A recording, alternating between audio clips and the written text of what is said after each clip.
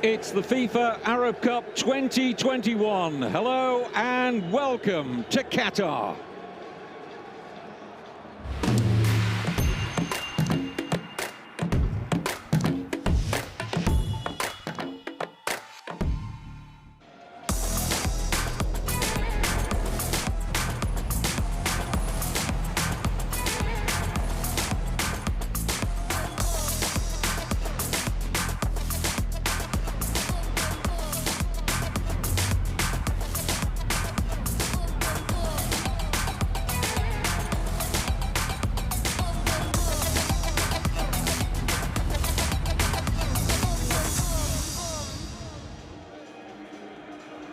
You are most welcome to the 10th edition of the Arab Cup, the first under the jurisdiction of FIFA, and we're at the Al Tumama Stadium in Doha, where the temperature close to kick-off is a very pleasant 24 degrees centigrade, and compared to the often oppressive temperatures in June and July in this nation, it's been another very enjoyable day.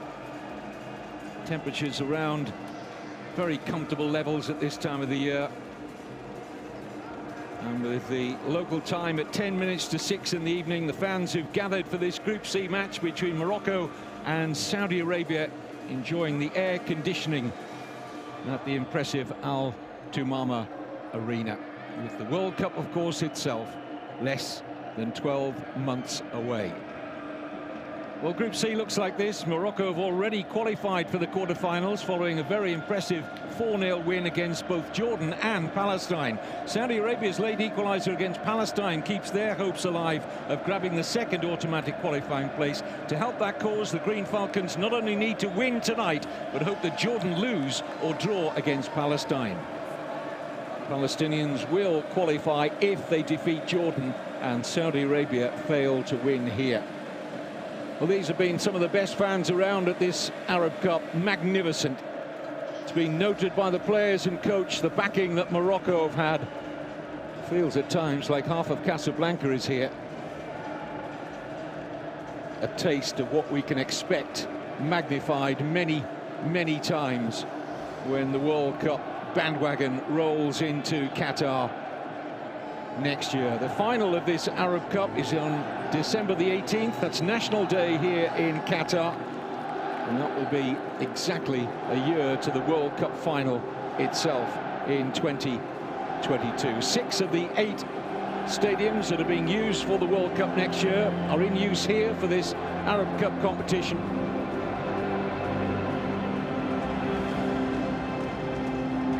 A unique World Cup coming up next year, in which you can get to 2 separate stadiums in around 20 to 30 minutes, and maybe a little busier, of course, when the World Cup itself comes around, but I'm judging off the Arab Cup this year. But it's safe to say that if you buy tickets for the World Cup, it's very possible that you can take in 2 games a day, and that is unique.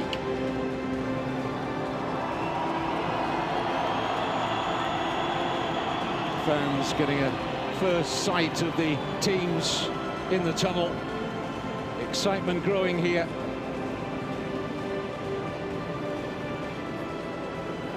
Pressure off these Moroccan players, but for the youngsters of Saudi Arabia who brought their under-23s here, it's a steep learning curve against players who are much, much more experienced at this level.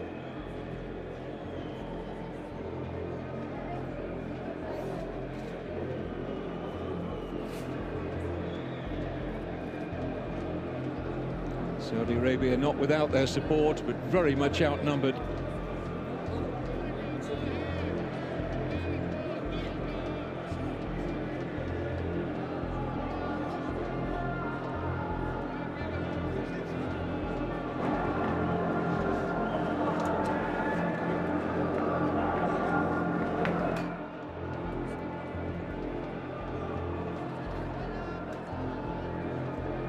I think Saudi Arabia would have taken this position before the tournament started, given the youthful nature of their squad, to be in contention in the final match getting through to the knockout stages.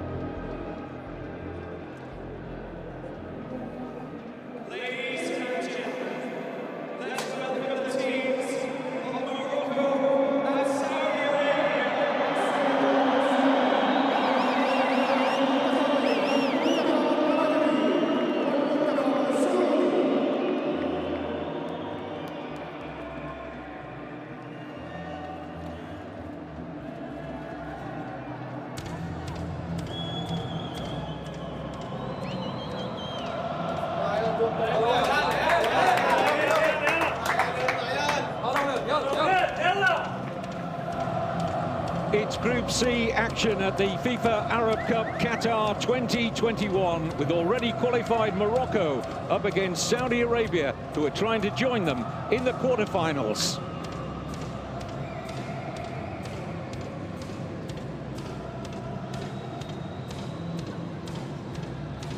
Well, I'm sure the adrenaline will be pumping through these young Saudi players. Their under-23 squad here, facing the banging for Morocco. Ladies and gentlemen, please rise if you are able for the national anthem of Morocco.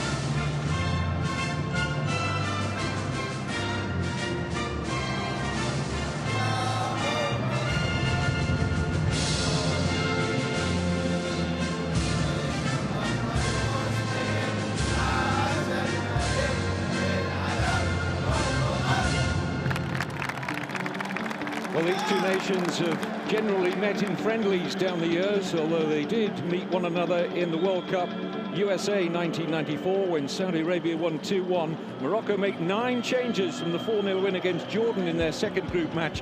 Only defenders Mohamed Nahiri and Sofiane Bouftini remain from that starting 11, with the knowledge, of course, the quarter-final place is already secured.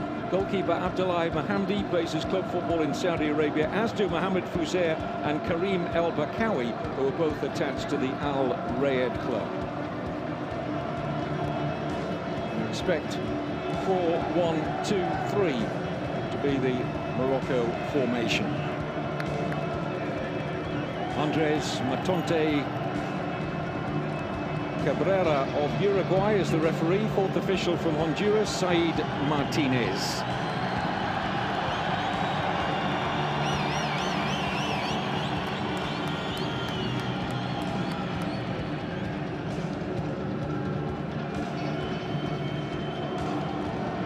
And in charge of VAR, Leodan Gonzalez of Uruguay.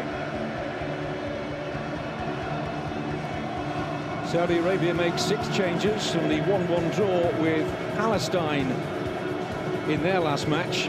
We're expecting a change of system to the formation to 4-4-2, with captain Saoud Abdul Hamed moving from midfield to the centre of defence. Ayman Ahmed and Turkey Alamar come into midfield. And the player who got the vital equaliser late on against Palestine off the substitutes bench, number 10, Abdullah Al-Hamdan, is rewarded with a start. So 4-4-2, we think, for the Saudis.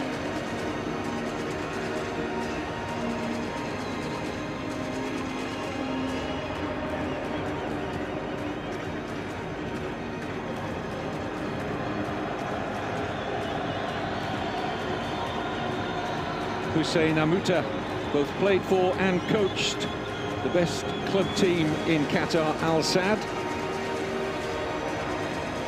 This is the assistant head coach of Saudi Arabia, normally deals with the younger internationals, Frenchman Laurent Bonnadet. The head coach of Saudi Arabia, Hervé Renard, another Frenchman, watches from position high in the stands.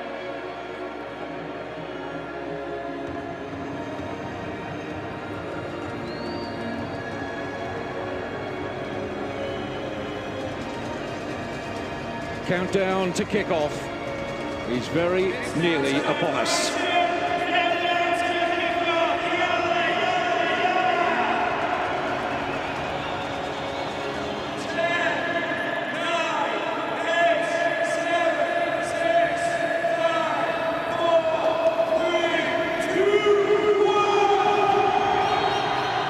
Morocco have come here to compete for the title. Saudi Arabia here to prepare a generation for the future. But it doesn't mean that they're not going to be competitive. But they know the team in the white strip that they have to win. And if they do that and Jordan slip up against Palestine with either a draw or a Palestine win, and Saudi Arabia's youngsters will travel into the last 8. It's Morocco straight onto the front foot.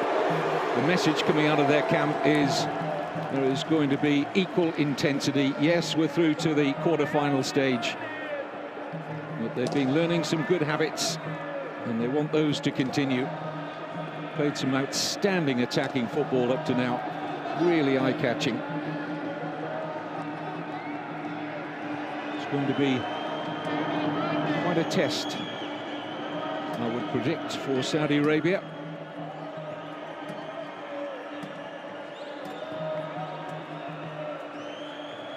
Both these nations, by the way, are going very well in their respective World Cup qualifying campaigns.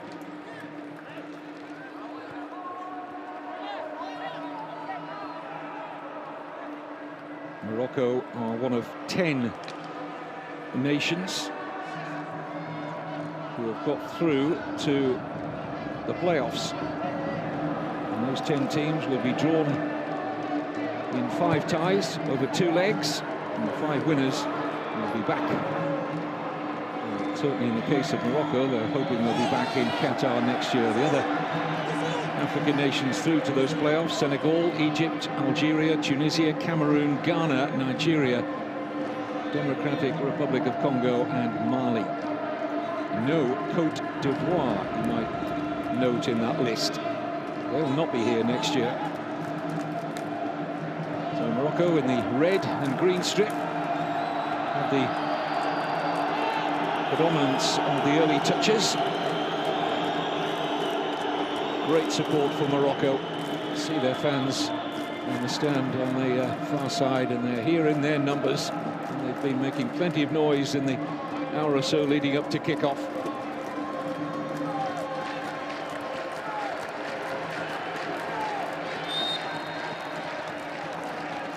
Free kick goes against Driss Fetoui.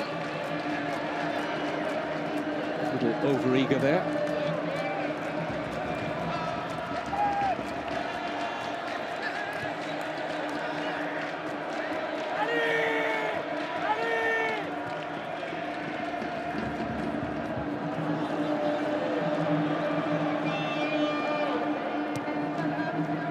As though Saudi Arabia might have started with 3 central defenders and wing-backs. Looks to me as though that is the way they are shaping up in the opening minutes. Could easily develop into a 4-4-2.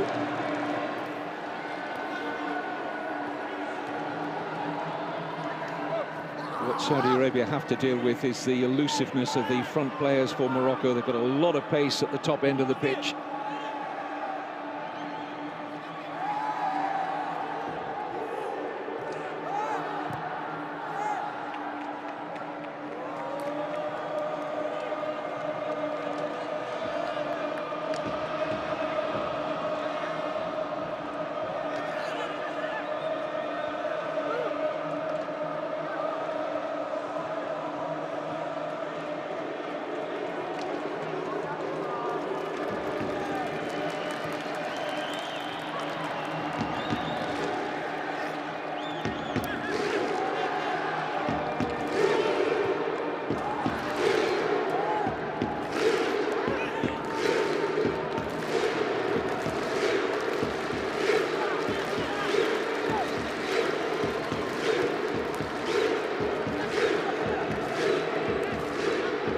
Throw here for Morocco, Mohamed Nahiri.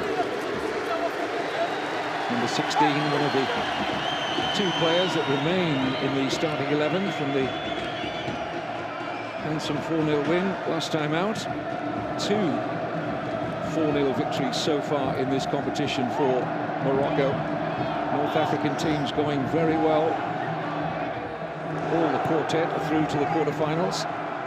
Tomorrow, Algeria and Egypt, with 100% records so far in Group D, will meet one another to decide who will finish top of that section. And Tunisia finished top of Group B.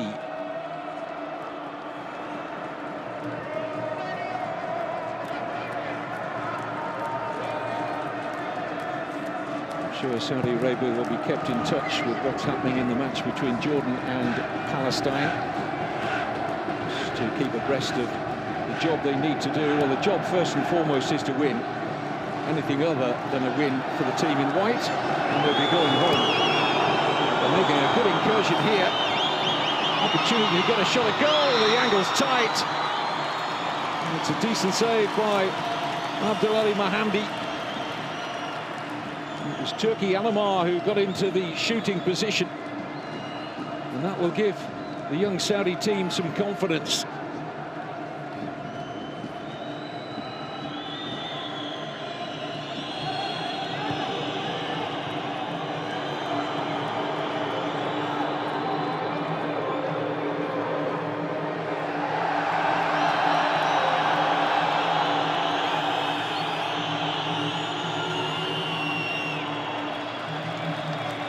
Host nation Qatar are the only team with a 100% record in the group stage.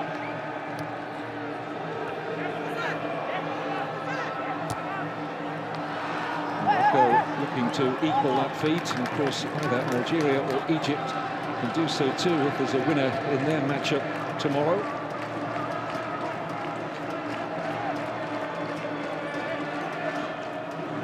Already know 7 of our quarter-finalists. Final place will be taken tonight by either the team we're watching here, Saudi Arabia in white, or Jordan or Palestine.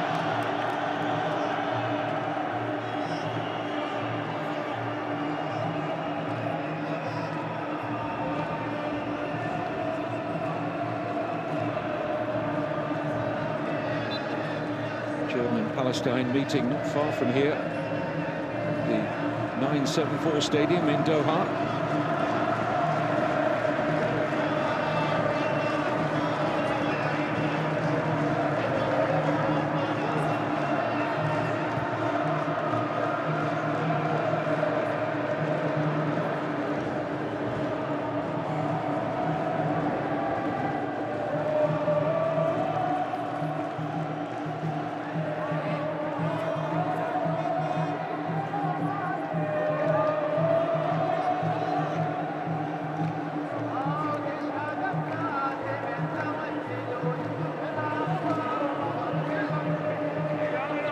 One of a number of nations who've not brought a full-strength senior international squad to this Arab Cup. One of their European-based stars aren't here. Situation that also affected Egypt. There's no Mohamed Salah, of course, of Liverpool. clubs in Europe weren't duty-bound to release them, and weren't expected to, given their domestic season is up and running and important matches. Of course, Morocco will be involved in the African Cup of Nations in January, as well as trying to emerge from the CAF playoffs to find one of the 5 African places for next year's World Cup. So it's an intense time. So some of these less than fully tried senior internationals in the red and green of Morocco trying to impress for a place in the African Cup of Nations squad. And I think perhaps more importantly, to impress the head coach and find their way into the World Cup squad itself. And the table has changed in terms of not exactly positions, but in terms of better goal difference for Jordan, because they have scored against Palestine. It's Jordan 1, Palestine 0.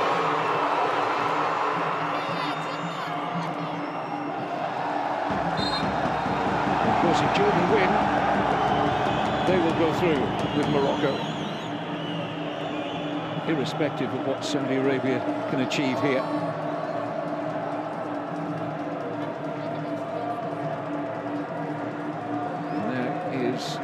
Group C as it stands.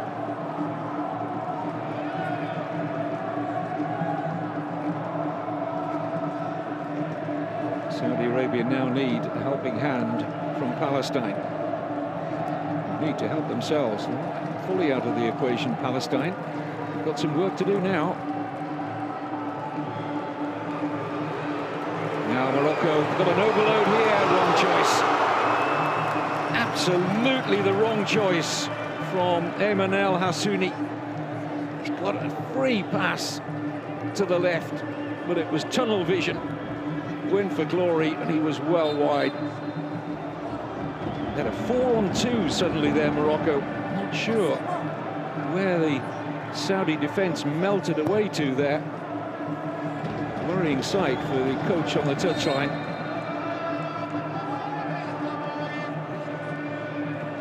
Game's best chance so far falling for El Hassouni and Morocco.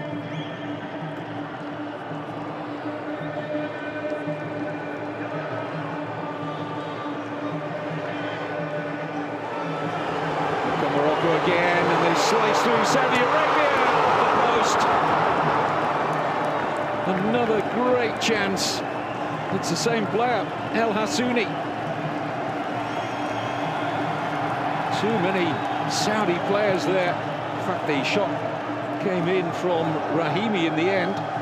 Soufiane Rahimi just trying to guide it to the goalkeeper's right. One or two inexperienced challenges at the back there from the young Saudi defenders nearly cost them. Your Fairley side should be 1 up now. Hussein Amouti.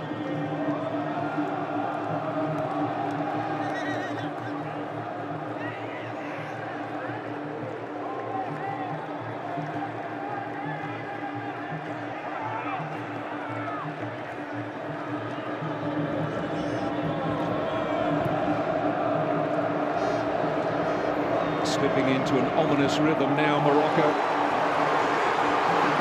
Urged forward by their noisy supports. They're asking the referee to give them a penalty here. Andreas Tonto Cabrera of Uruguay not interested in that. There's nothing in it.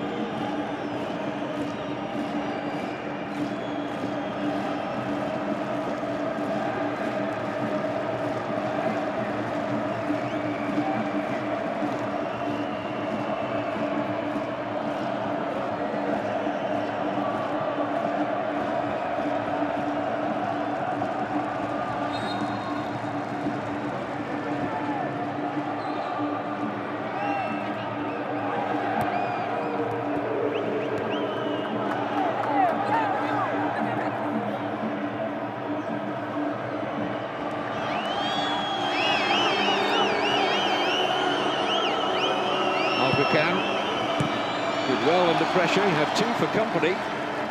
Did well to get any kind of cross away there, Feras Albrekan.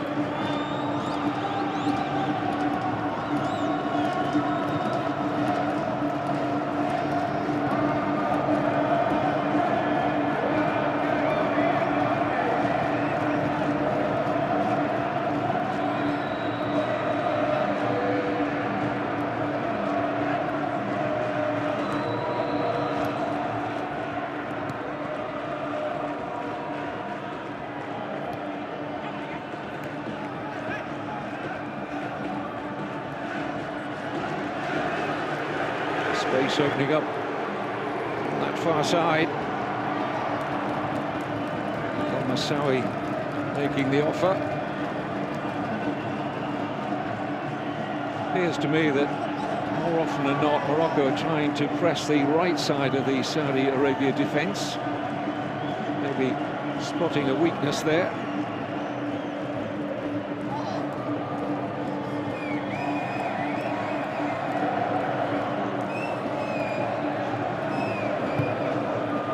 Goalkeeper's ball, pretty comfortable take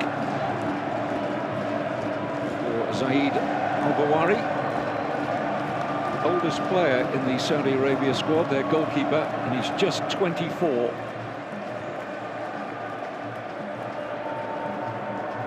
Only 2 of the 23-man squad were born before 1999.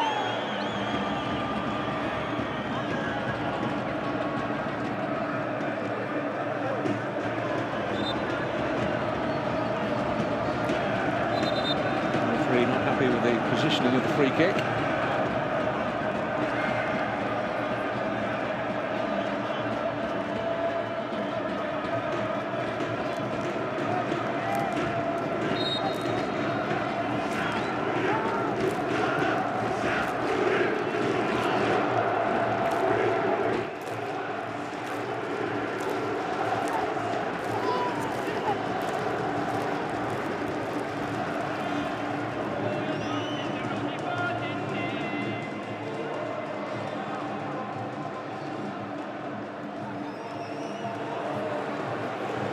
Good-looking pass.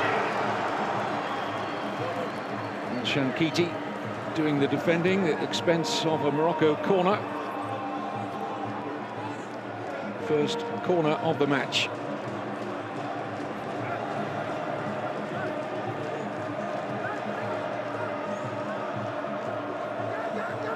Brings Buftini forward, number 15 from the back. Plays his club football in Qatar with Al Ali, Soufiane Buftini. It's Rahimi with a corner.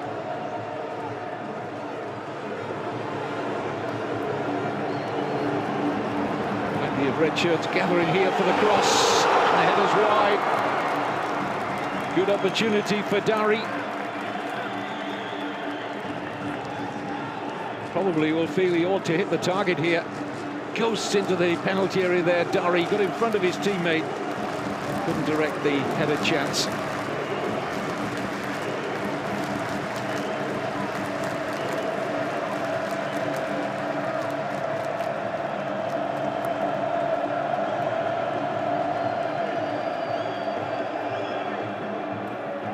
Morocco know that they are going to meet one of their North African neighbours, rivals.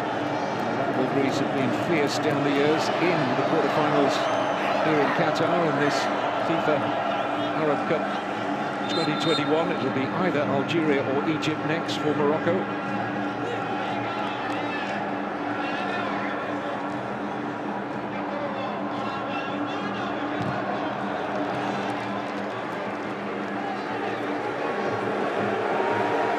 Certainly Morocco will finish top of Group C.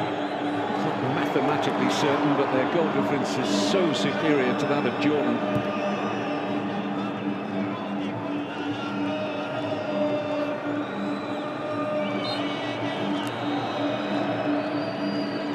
If Jordan were to finish on top, they'd not only have to win against Palestine, but Morocco would have to lose to Saudi Arabia. I don't think too many. I'm not being unkind on the Saudi youngsters are expecting Morocco to slip up here.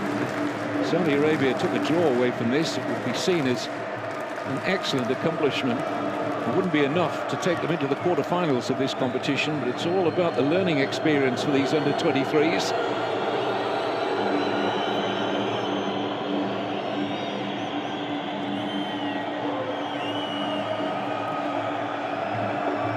Shankiti.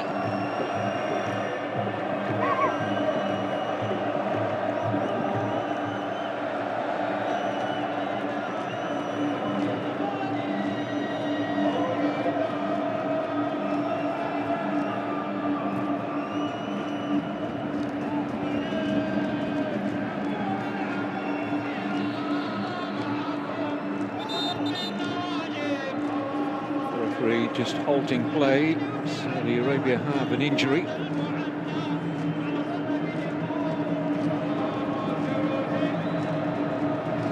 Gives me an opportunity to give you the quarter-final lineup as we know it in terms of the matchups from Groups A and B. The winners of Group A were Qatar with 3 wins out of 3 so far for the hosts. And they will play the runners-up in Group B, who are the United Arab Emirates. And the winners of Group B, Tunisia, face the team who grabbed second place in Group A yesterday, Oman.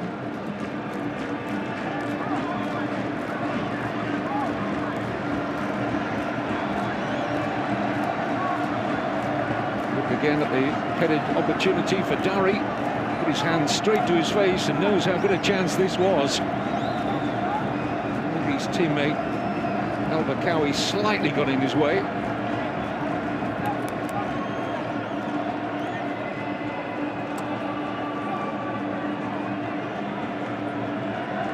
Ayman Ahmed, who's been receiving the treatment, looks as though he'll be okay to resume. Fabulous fans, these. As good as you'll find.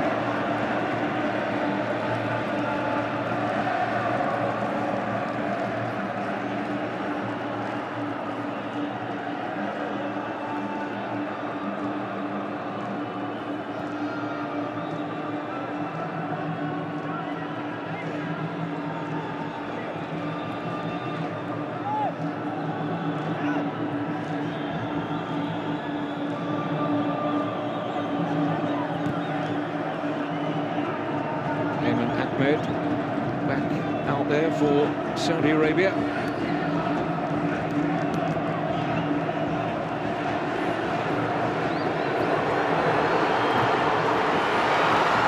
No way through this time for Morocco.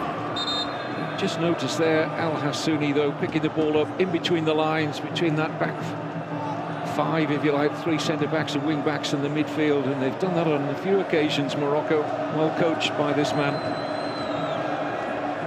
Hussein Amuta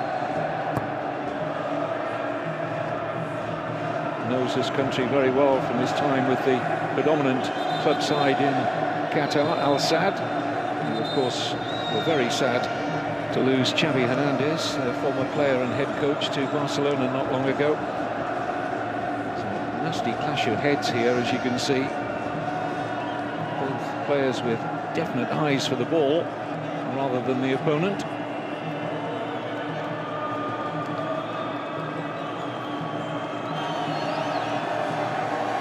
Well, they come for a party, these Moroccan supporters, wherever they go. They're infectious.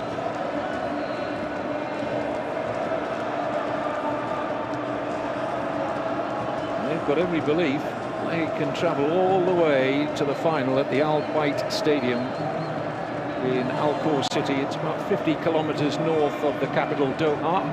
That's where the final will be on December 18th, Qatar National Day.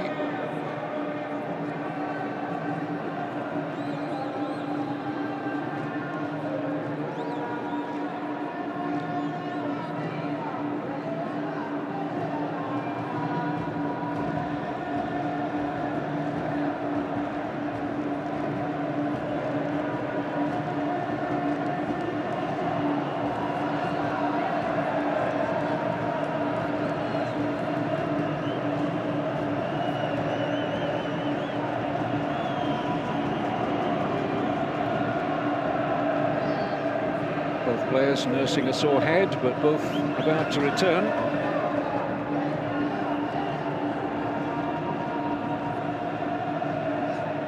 And we await our opening goal in this Group C match. With the team in red and green, Morocco already assured of their place in the quarterfinals. Opponents Saudi Arabia, knowing that they need to win, and even then they need a helping hand in the other match between Jordan and Palestine. It's Palestine that Saudi Arabia are looking to hand them a favour.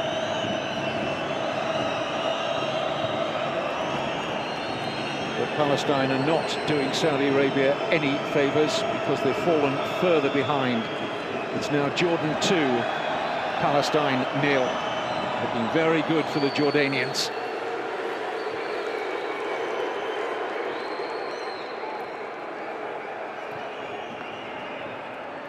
Nahiri. Saud having to really stretch the Saudi captain to get the header. Do provide good delivery, don't they, from the flanks, Morocco. Still, nearly all their dangerous attacks are coming down their left and the right side of the Saudi defence. Referee just having a word with Fouzer. Don't see too much wrong with that myself, really. I think he takes the ball.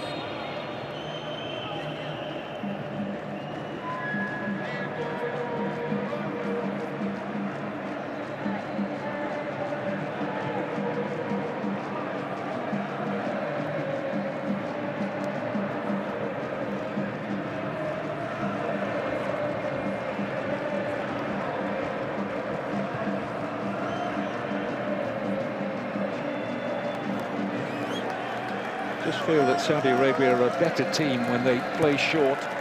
Yes, you can mix it up with long passes now and again. Really not a lot that Majraji could do with that one. But they look a better team to me when they play passes short. And it was in that game against Palestine in the last 15 minutes when they looked much the fitter of the two teams. Of course, they had youth on their side. But they played very well in the last 15 minutes against Palestine. Needed to. Got a draw. It's kept their hopes alive for the game here this evening.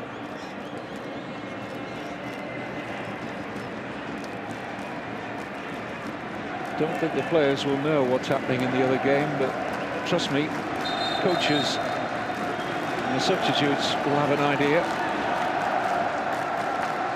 Best not to get the message out for those in white on the pitch. Just do what you have to do tonight, win, and then hope. It's a waste of a free kick.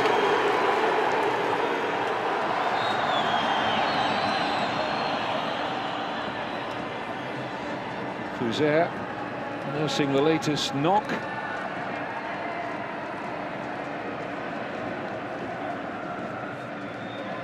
Morocco number 20. Fouzer plays in Saudi Arabia with the Al Rayed club. Spent much of the last 4 years in Saudi as Fouzer. Back on his feet again. And here he is on the ball.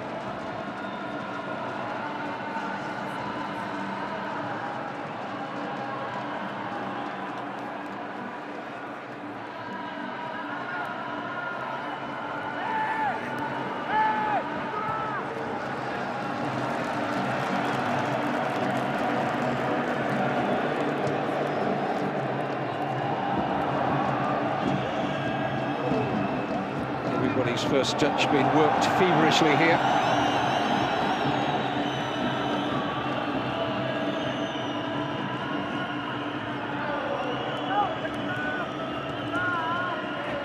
Fouzer.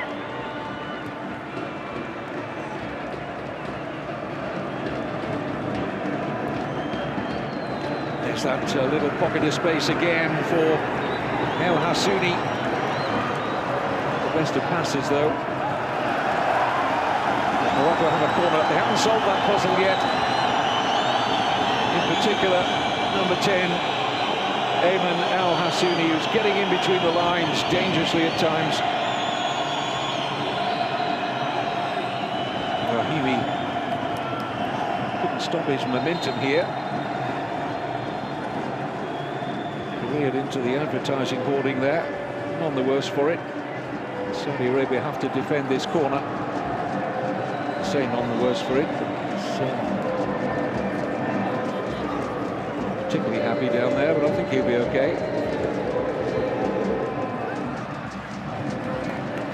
Midfielder in his day, the coach Mutah, mentioned earlier, who played for Al Sadd here in Qatar. His one and only senior Moroccan cap in the early 90s.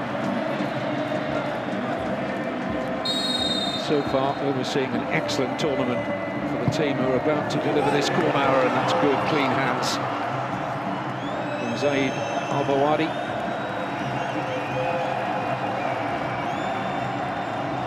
Al-Brikan is a lovely pass. They gather unhunted impacts. Morocco at the back.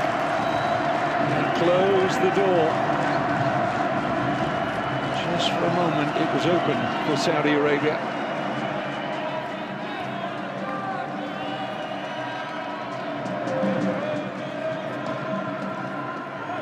Al-Shankiti. Katani, not seen a great deal of Katani. Talented, he finds space on the ball, but he's not strong enough there against El Hassouni. This could open up now for Morocco. El Bakawi.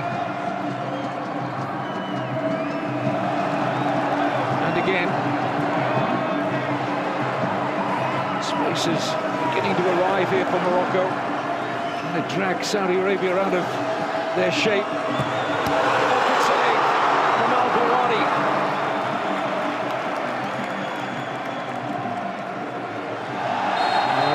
Foul on El Massawi. But Zaid Al-Bawadi denying Fetoui here.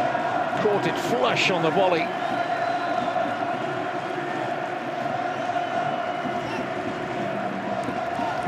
Morocco momentum building. They'll do well, the Saudi youngsters, to get to half-time on terms.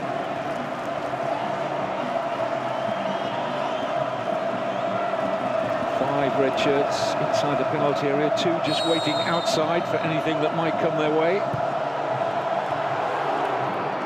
Still some work to do at the back for Saudi Arabia.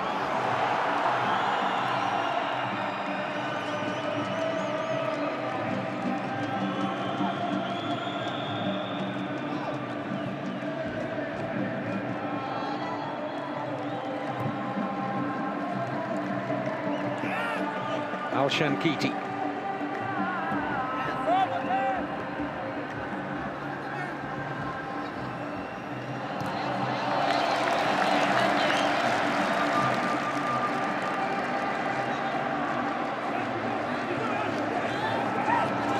Here he just slightly overstretched there, but back on his feet again. Al-Hamdan, not seen anything of Saudi Arabia's goal scorer against Palestine, Al-Hamdan, but he's won a corner here. Very little service to feed on so far. With the hand clapping that we've become accustomed to at World Cups. Very much in evidence in the Arab Cup. Moroccan supporters, but it's they who defend a corner, or hope to defend a corner, taken by Turkey. Alamar. Shallow, comfortable defending from Morocco.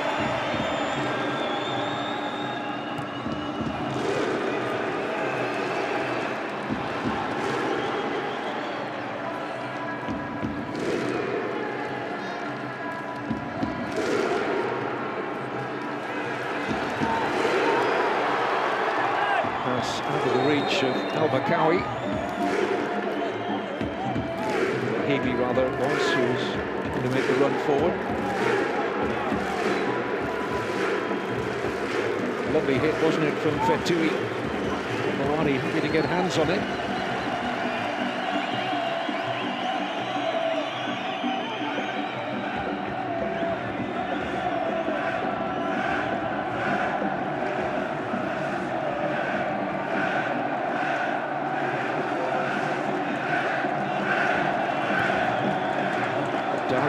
free kick.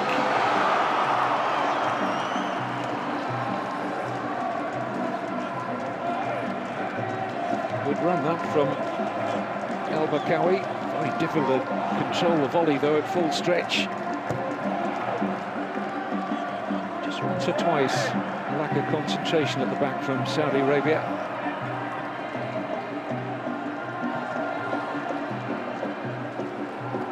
They're just around 10 minutes away from holding this talented Moroccan team.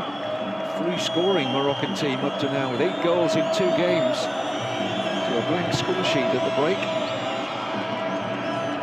Been some chances for Morocco. We've had 5 attempts at goal, a couple on target. Just the one on target from the Saudis.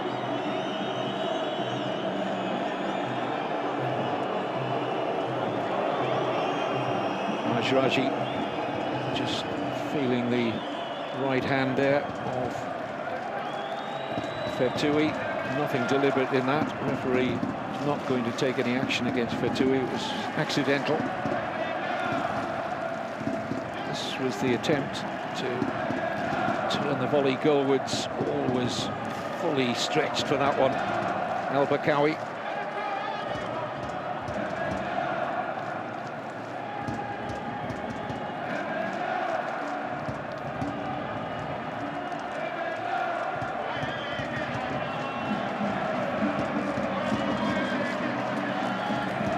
23 teams set out to qualify for the FIFA Arab Cup Qatar 2021.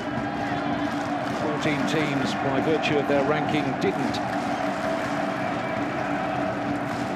I should say 9 teams didn't have to qualify, 7 did. Qualifying matches were here in Qatar in June. Teams that came through were Sudan, Oman, Jordan, Mauritania, Lebanon, Palestine and Bahrain. Those 7, looks as though it's only going to be Oman and Jordan who are going to make it through to the knockout stages. Oman already have, Jordan well on the way, it would seem.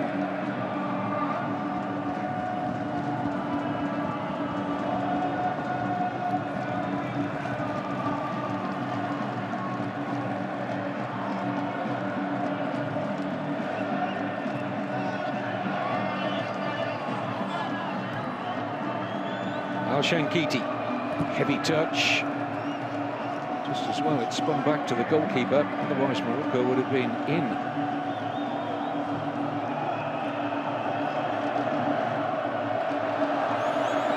Foot race.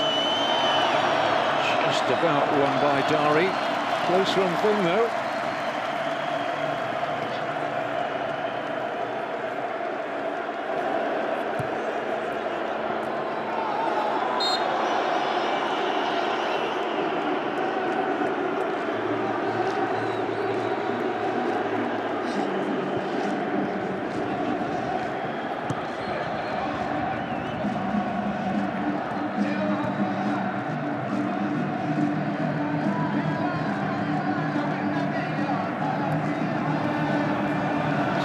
Rare foray forward here. What can they produce? Got a little bit of freedom inside that Moroccan penalty area.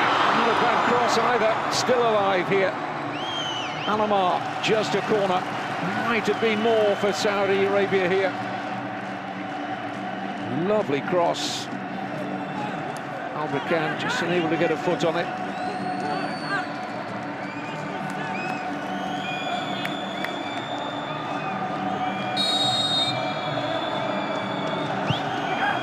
Too many Saudi Arabia players inside the penalty area, something of a surprise. Only 3 or 4 in for that delivery.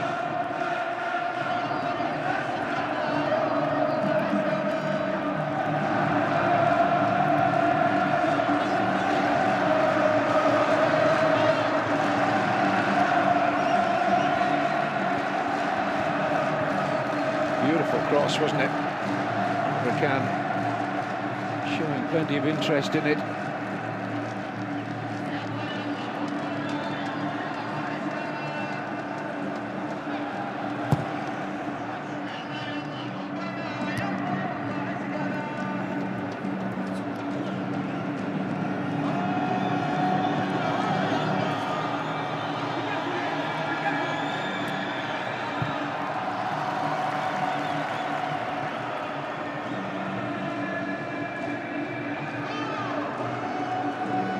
Nahiri. It's definitely clipped.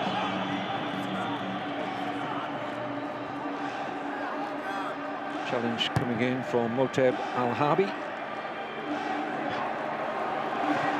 Saudi Arabia have handed senior international debuts to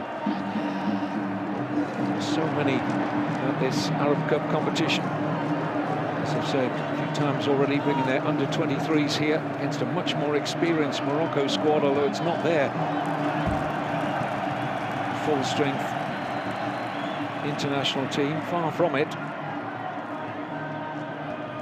But certainly not as inexperienced as the team in white.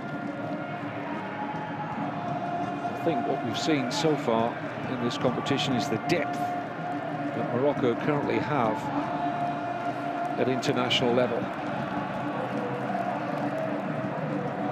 2 successive 4-0 wins up to this stage in Group C.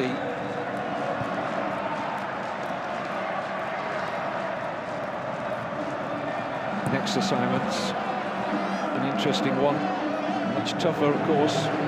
Morocco will face either Algeria or Egypt in the last 8. High anticipation for that. Here's Nahiri, space in which to work in.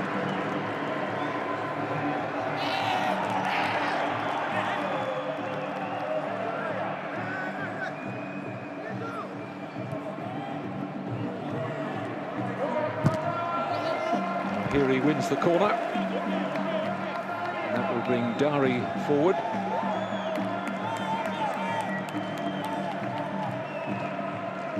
And also Buftini, 2 central defenders, make their way into the Saudi Arabia penalty area.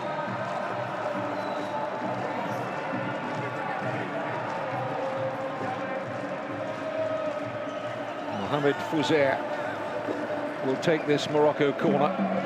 Zonal marking from Saudis. There's a free header in there.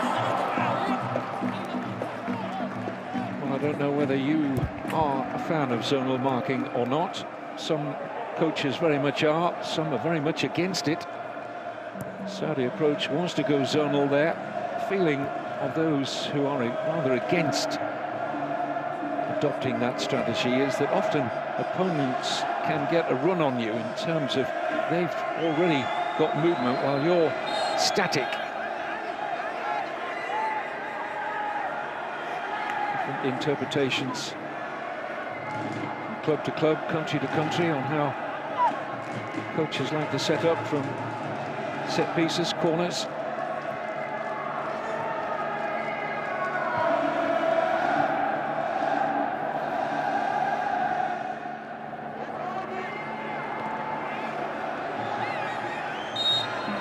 No question that football in Qatar has been growing steadily, and having the presence of one of the most respected and decorated footballers in history, Xavi Hernandez, playing for and coaching the best club in Qatar, Al Sadd, well, that did this nation no harm whatsoever. He has gone, it was only a matter of time, back to the club that we associate him with most, Barcelona, but he's left a legacy.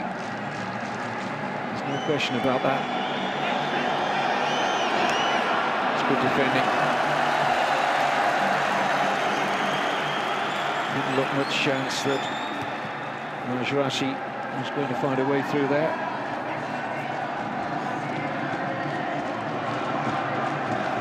Defending was from Elmo Moussaoui. Yes, but better coaches are coming here to Qatar, better overseas players, the local players are improving, the Qatar Stars League is entertaining, growing in its stature. No less a person than Xavi said that technically it's getting better and better. He's seen that improvement over the last 2 to 3 years, and physically he says it's a match for any league, anywhere.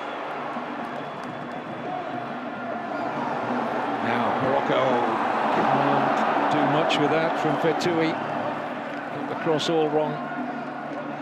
Kind of apology for Idriss Fetoui.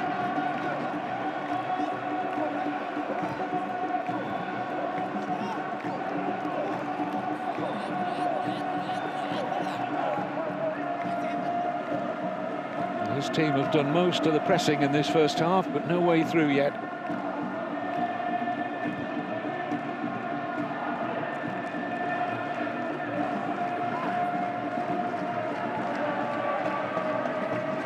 There has been another goal in the match between Jordan and Palestine, and it's Palestine who have got it. So Jordan 2, Palestine 1.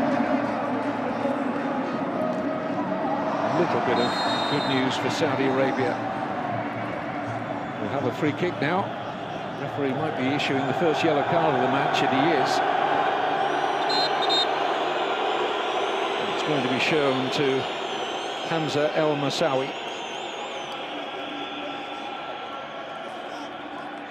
Yep, just followed through there on Majrashi.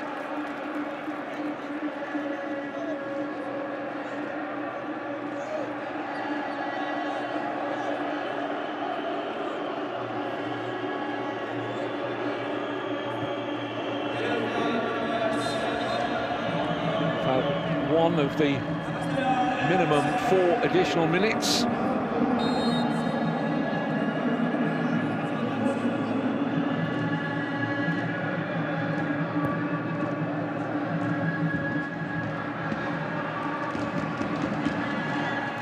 Let me just remind you, by the way, if that Jordan-Palestine game ends in a draw, that is very good news as well for Saudi Arabia. Palestine win or a draw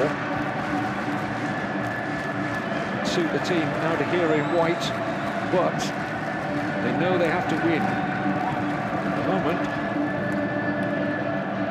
they will very much settle for a goalless outcome at the break, which is just a couple of minutes away now. Goalkeeper commits. And there aren't any complaints either by Zaid Al-Bawadi. He knows. Referee immediately pointed to the spot. Our Uruguayan official.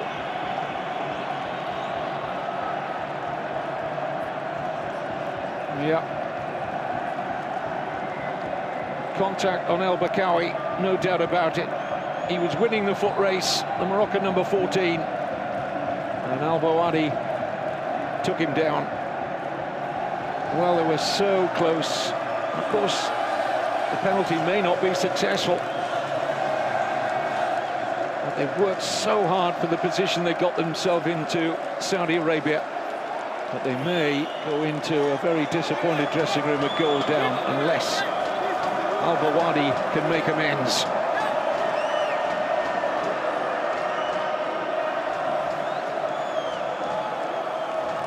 And the player who won the penalty will take the penalty.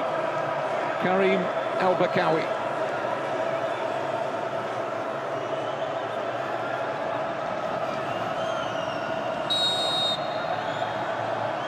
Al-Bakawi against Al-Bawadi.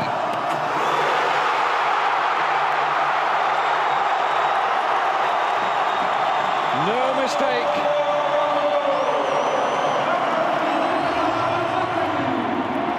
And Morocco's fine Arab Cup competition continues.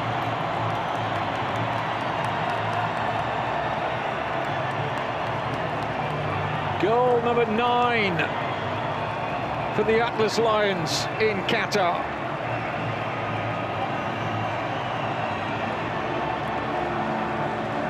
Fingertips of Zaid Al-Bawadi, but enough pace on it to take it past the right hand of the Saudi Arabia keeper.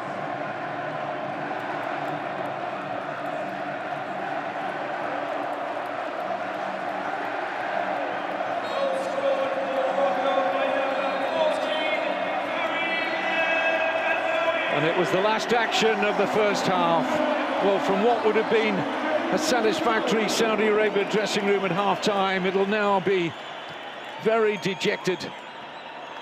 The players will find out what's happening in the other match between Jordan and Palestine, and it won't lift their mood any, the score there either. But at half-time here in Group C, it's going with the team in form. It's Morocco 1, Saudi Arabia 0.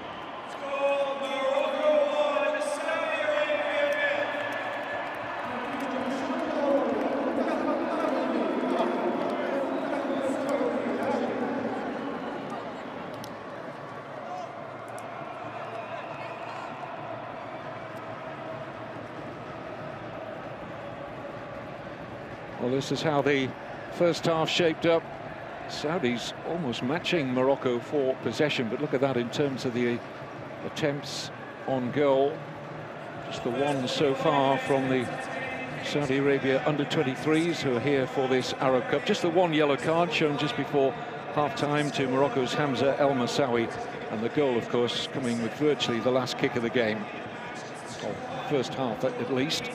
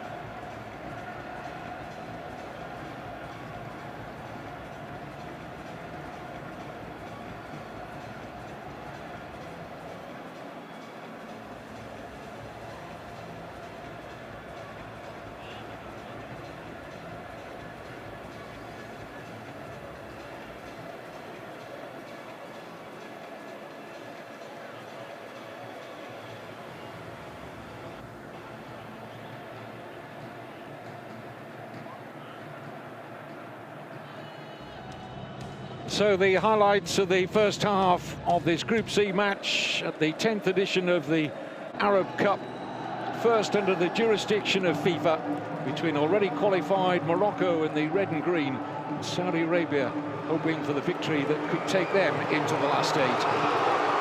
Early momentum was with Morocco. Ayman El Hassouni firing well wide of the target.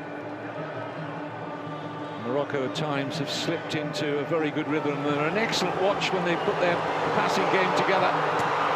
It did strike the outside of the post through Sofiane Rahimi, trying to beat the goalkeeper to his near post there. This period of the first half, Morocco were dominant, certainly asking questions of that Saudi Arabia defence. Mild inquiry for a possible penalty for Rahimi, but it never was. And then from a Rahimi corner,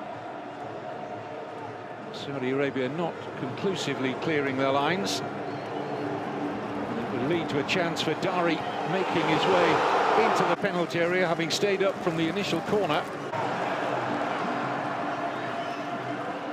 Saudi Arabia having to work really hard to keep Morocco out. Al-Gawadi saving well from Driss Fetoui, who caught this sweetly on the volley, just within reach of the goalkeeper.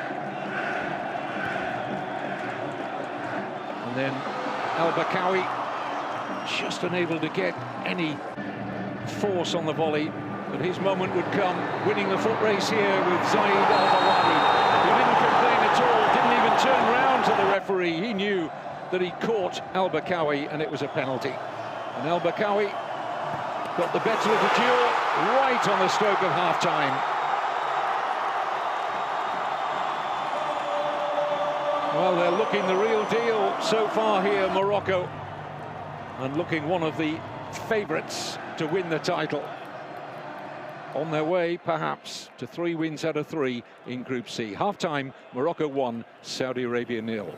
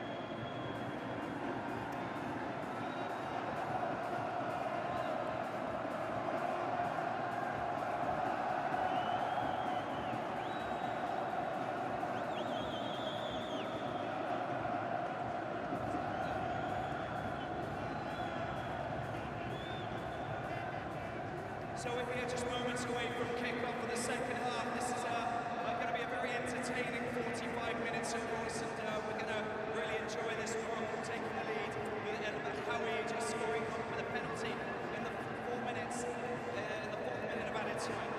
Where is this game going to be won? What's going to happen in the second half? We saw some of the Moroccan players like Ben Sharkey and Hanad just warming up. They're going to come on a little bit later on. Of course, a lot of top players have been rested. They've got strength and depth. It's all about Saudi Arabia now. They're trying to throw everything that these guys are trying to get.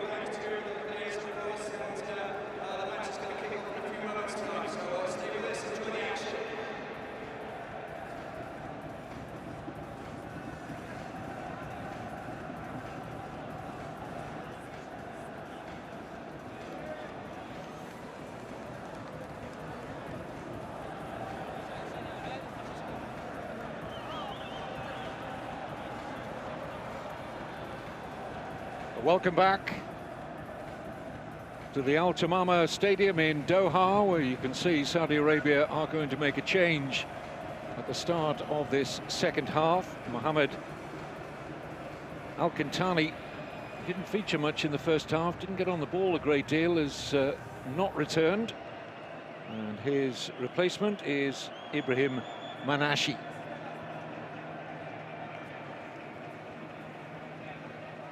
The only change made by either coach at half-time.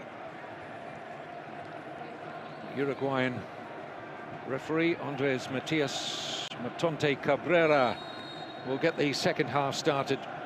Morocco in the red and green, leading through that first half stoppage time penalty from Karim El Bakawi after he was brought down by the Saudi goalkeeper Zaid Al Bawadi.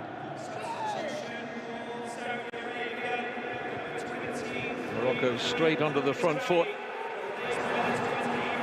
Could still find a way through here. Referee takes up a great position there and allows play to continue. Now will award Saudi Arabia the free kick. Morocco are the reigning champions in this competition. This is the first Arab Cup, incidentally, since 2012, when the competition was staged in Saudi Arabia.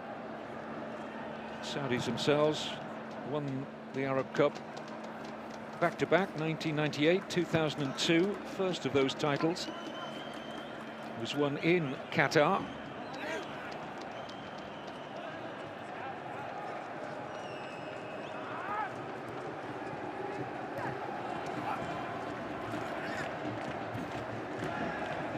That's nice football from Morocco, opening the spaces here. Saudi Arabia chasing the movement, which is so very good in this Morocco team. Well coached by Hussein Amouta.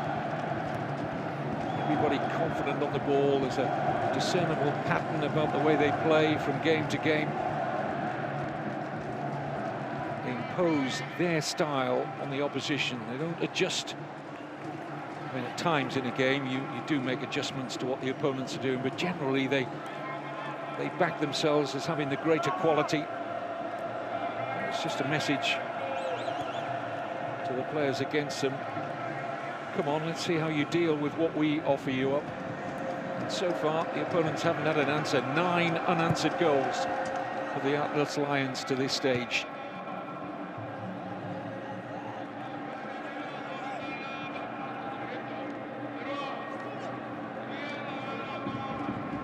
Dari missed that good headed chance in the first half, the central defender.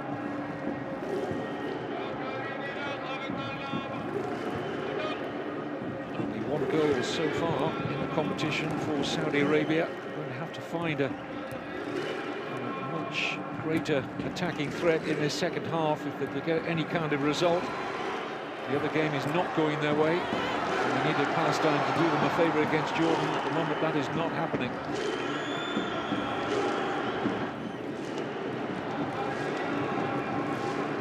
Plain and simple fact for Saudi Arabia to have any chance of going through to the quarterfinals, they've got to score twice.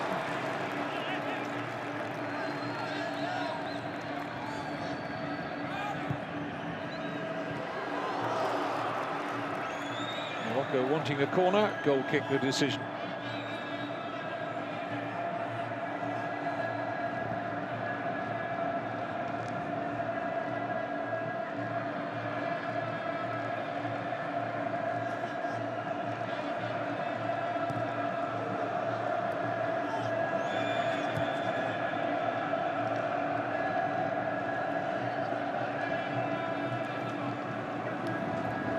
Huge amount of changes to the Morocco starting 11 from their last match, 9 in total. Similar to what the hosts Qatar did in their final group game in Group A, knowing that place in the last 8 was secure. Understandable, the coaches do that, give minutes to all of the squad really, give them a taste of this tournament.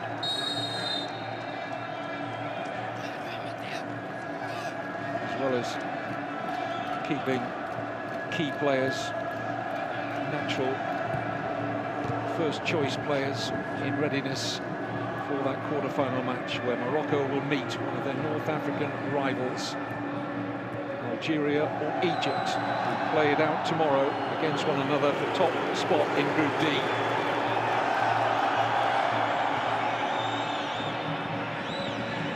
Unless we have a remarkable second half fight back here from Saudi Arabia. I know it's only 1-0, but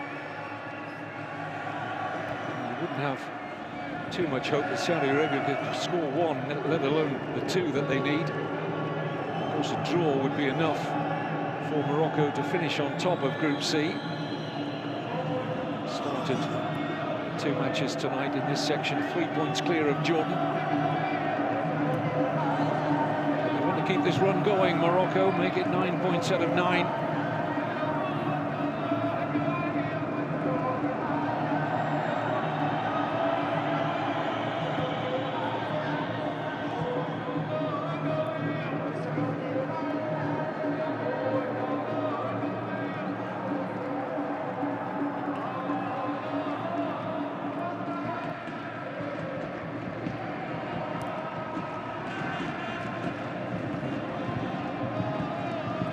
Nahiri.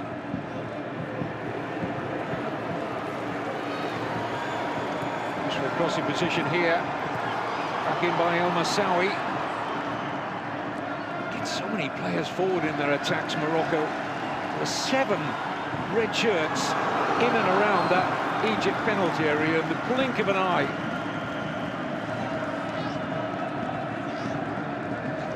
Final shot from Nahiri.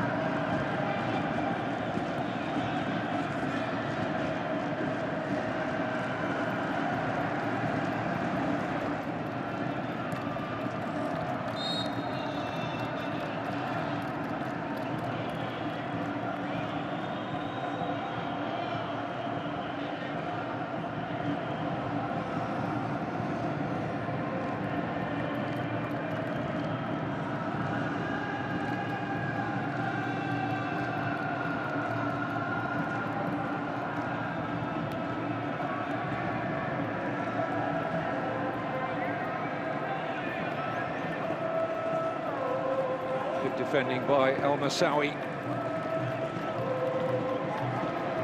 Strong in all departments, Morocco.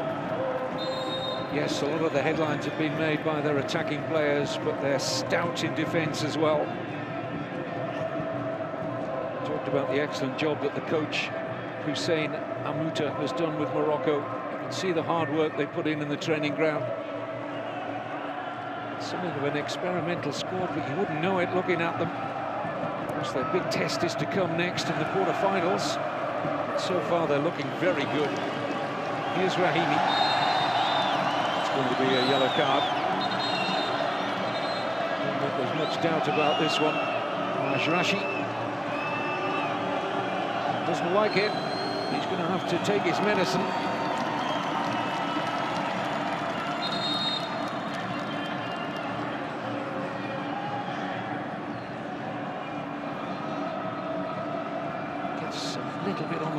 just coming in from the side can often count against you.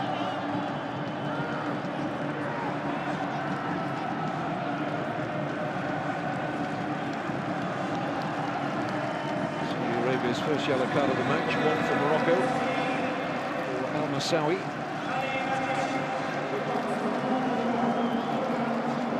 Decent position here now for Mohamed Nahiri to put some quality on the free kick. A little too far out, surely, to go for goal. Although he's poised, he might fancy it. Or is he just kidding? We'll see. Goalkeeper showing a lot of the goal to his right. Oh dear. That certainly wasn't in the plans.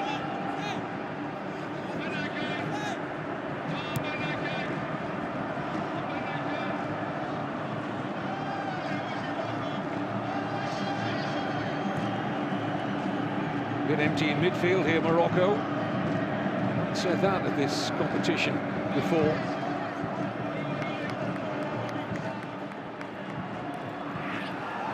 That's a foul by Saoud, and the captain will see a yellow card now. Saoud Abdul Hamid. One of the few Saudi players who've had a senior international cap before, the skipper. Plays for the Al Ittihad club.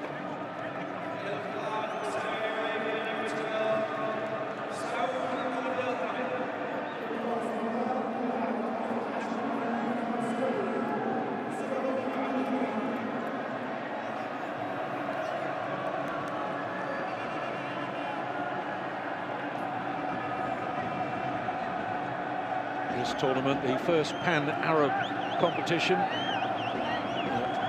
FIFA have had jurisdiction of.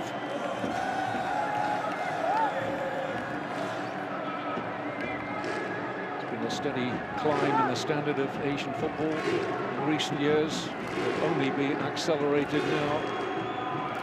Competitions like this come under the FIFA umbrella.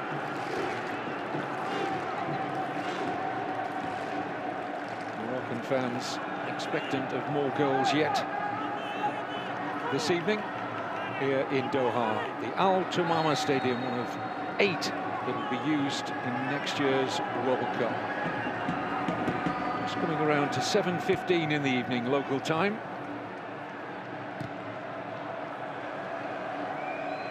It's almost got next week's weather on it, that.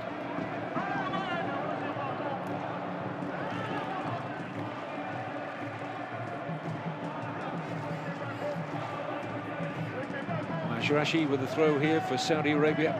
Still trying to find that craft, guile, initiative to force a breakthrough against this Moroccan defence.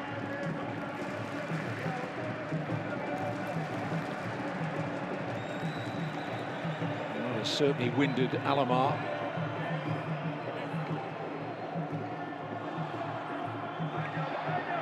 Tui injured as well for Morocco.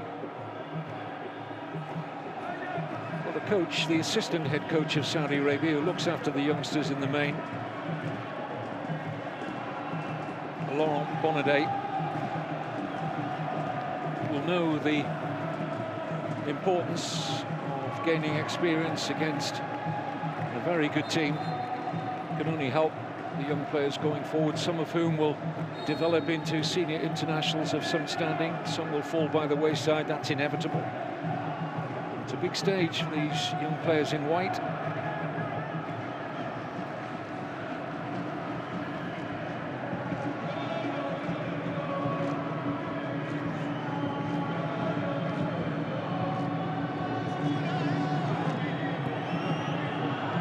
Still a possibility that Saudi Arabia could get some kind of result here. And if they do, it's a very good night's work achieved. Stepping into challenging positions here, free kick. Right, almost on the line. Of course, on the line of that 18-yard area would mean a penalty. Look how close this is to being a spot kick. It is outside. It's the right call from Andres Matias Matonto Cabrera of Uruguay. But again, this excellent referee afforded himself a very good view of that. Now then, Saudi Arabia, what have you got?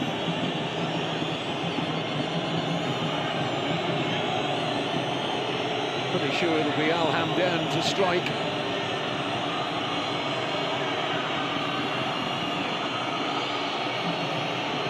This is the good angle to see how close it was to being a penalty. VAR, of course, be looking at it. They are checking for a possible penalty here for Saudi Arabia. Whether the foul happened inside or outside. Referee's first call, it was outside. The call stands as being correct, I think. Check isn't officially over yet.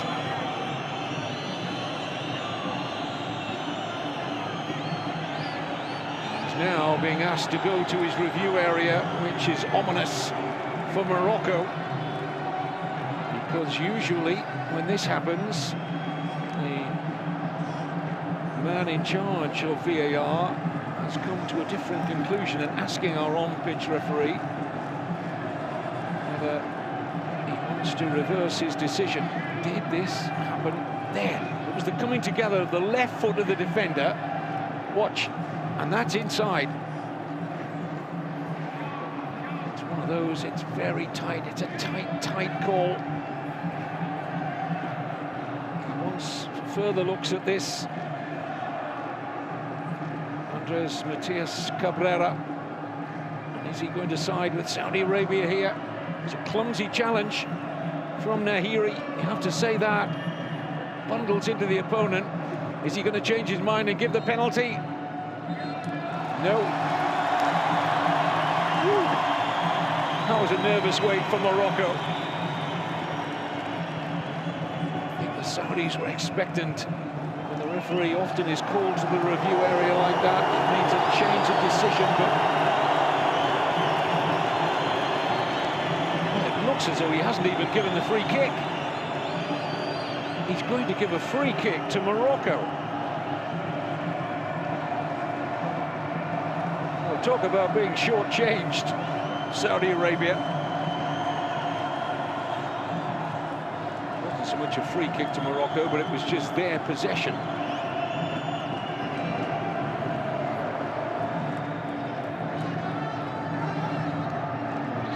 Disappointment there for Saudi Arabia. Must have been, hopes would have climbed after the referee was called to his review area that they were going to be awarded a penalty. The decision in the end was wasn't even a free kick. Certainly an element of risk in Nahiri's challenge. Saud, the captain, still shaking his head over that outcome.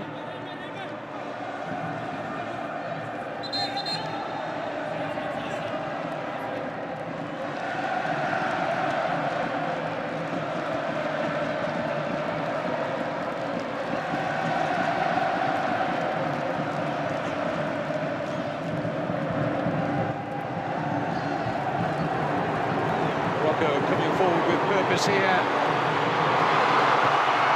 Final pass lacking. How quickly they make an incursion into your ranks. Talked about the pace of the forward players in this side. Brahimi with the snatched volley.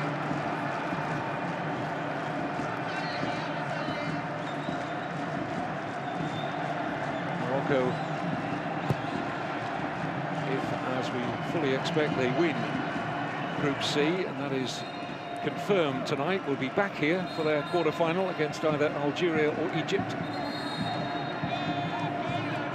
this coming Saturday.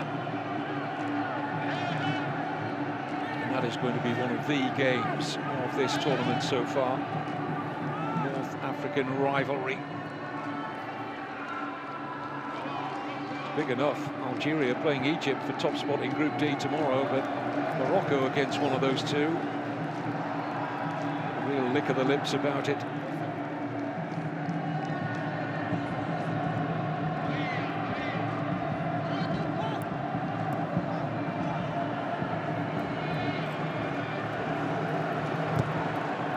Well, don't worry about Saudi Arabia running out of legs. Such as the youthful nature of their squad, nobody over the age of 24, many of them a good deal younger than that. They'll stay the course in terms of fitness, despite the fact that Morocco from time to time have them chasing the ball. There's been some hard yards, but they're up to it, the team in white, who are going to make a double change.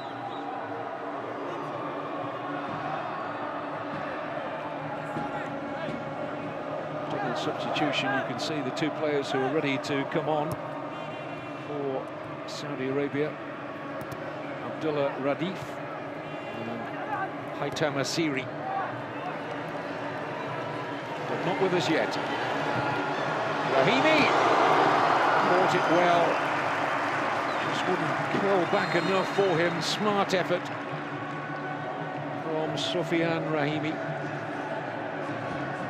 So Muteb, who's coming off.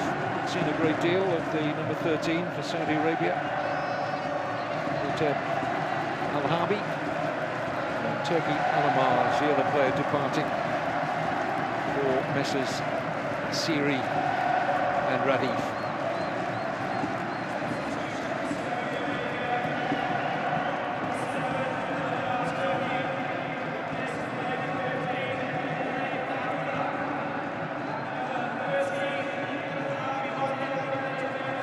Siri as a striker, Radif also a forward player.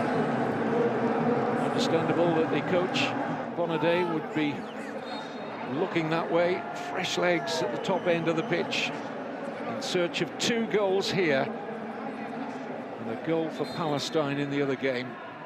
And Saudi Arabia would be in business for a place in the last 8. A lot at this particular time needs to fall their way.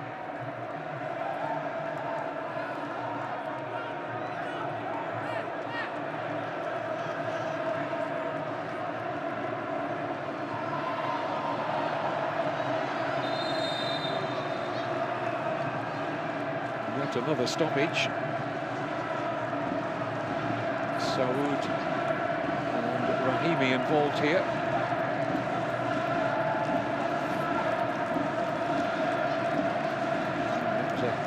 Heavy coming together of the heads. Not the first we've seen in this match.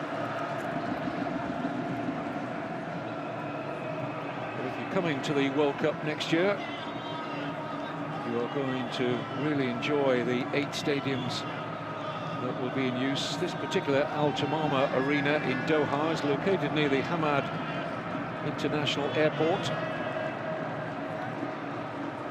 Stage the Emir Cup final in October, competition for first and second division teams in Qatar.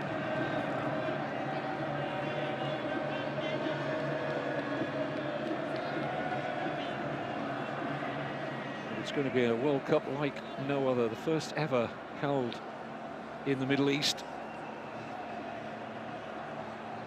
where you can move from one stadium to another in around half an hour or so, not much more than an hour to any of the 8 arenas that will be in use.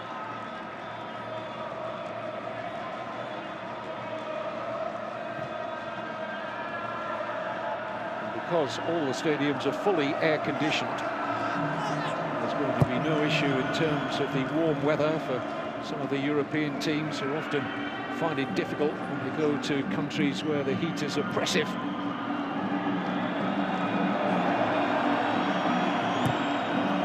This tournament being played pretty much the same period in which the World Cup itself will be in just under a year's time.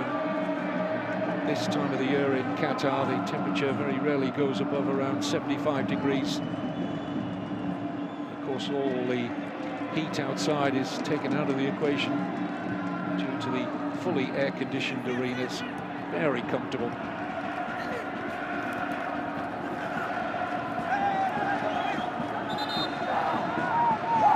So no nation is going to have an advantage in terms of the heat.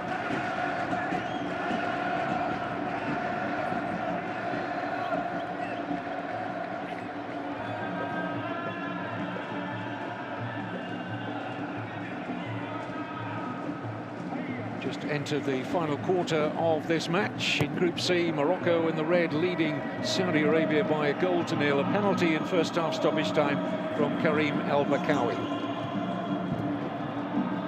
Morocco aren't flattered by their lead.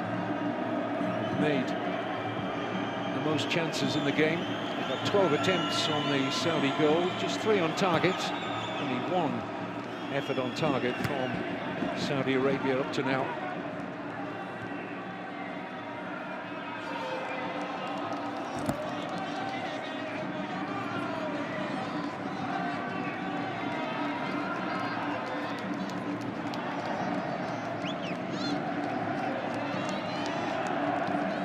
Here for Hamza El Massawi.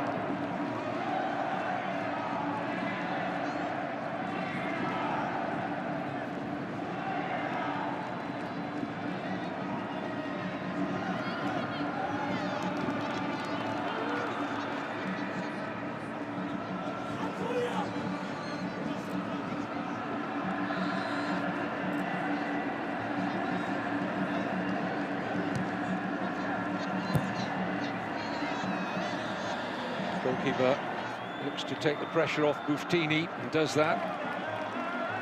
Good awareness from Mahamdi.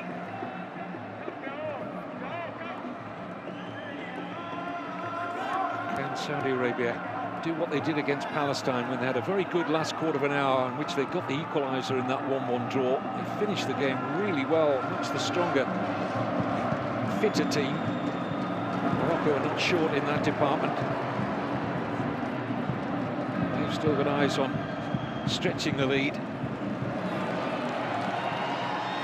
by Rahimi.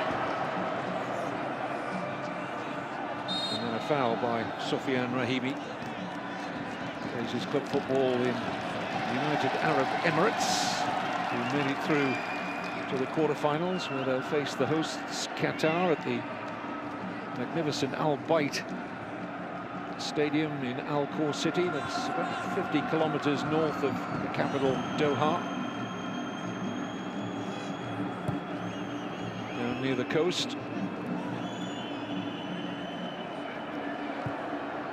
Now, good run, flag stays down. And it's a corner. Really good offer there from Fouzer.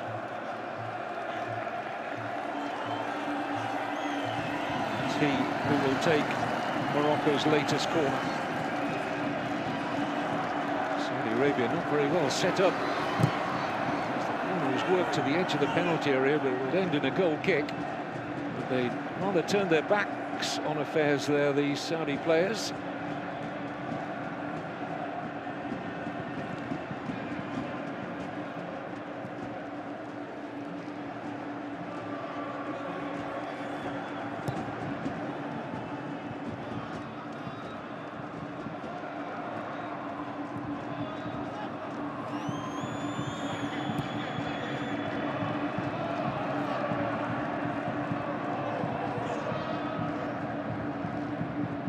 Al Hamdan, whom we've seen absolutely nothing of in this game.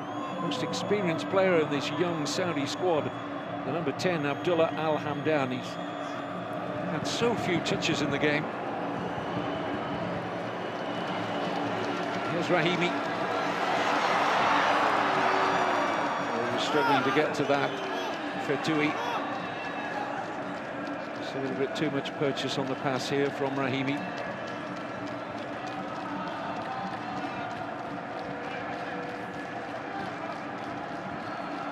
These could be 2 nations back here next year for the World Cup. Saudi Arabia are leading their qualifying group at the moment with 6 of the 10 matches played. They're on 16 points. Japan are on 12, Australia 11, Oman 7, China 5. Vietnam out of the equation. They've lost all 6 of their qualifying matches. The last 4 games for the Saudis begin with a home game against Oman, then a trip to Japan, then they go to China, and they finish with a home game against Australia. So 2 of their main rivals for automatic qualifying place, they play in their last 3 games. More to come in early 2022.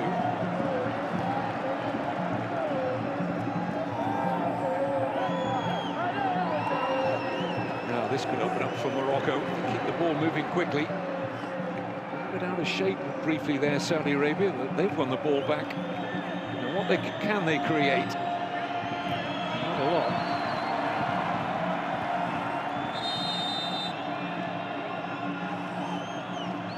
Nahiri. A yellow card being shown here to Albrican. Nahiri is nursing a very sore one here, the number 16 for Morocco.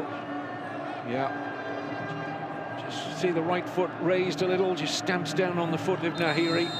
Definite foul.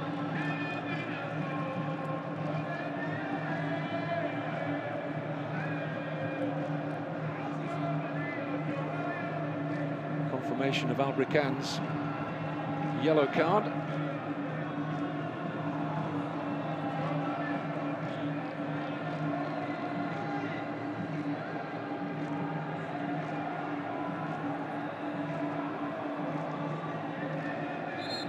Double change for Morocco. Mohamed Fouzairs coming off.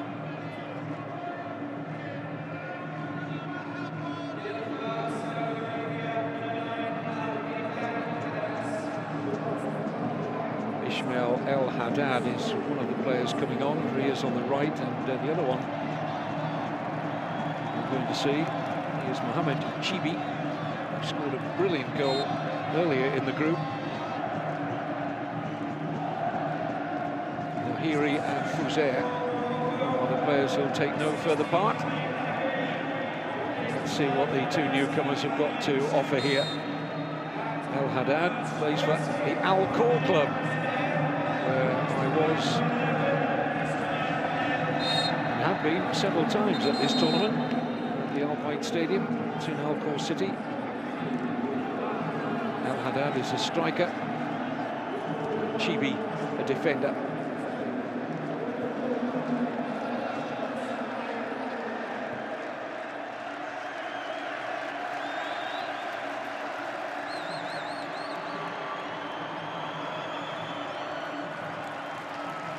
.15 minutes plus additional time remaining. And Morocco looking as comfortable as one could be, leading by a single goal to nil.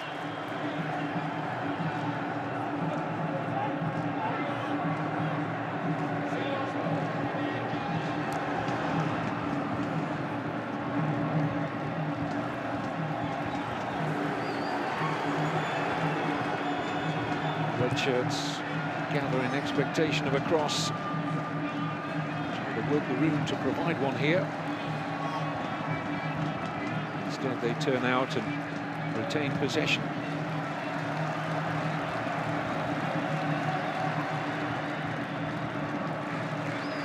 Evidence of Morocco's dominance of the game, really. Here's Brahimi.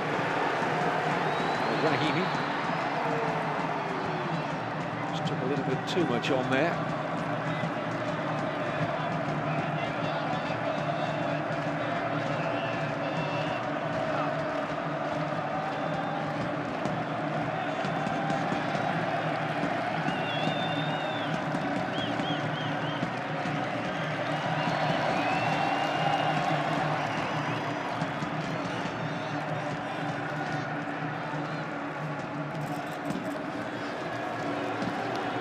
Brahimi. Sorry, making a run on the outside, he was ignored. Working this nicely. Morocco. Albrican back doing his share of the defending. Fouled by Chibi.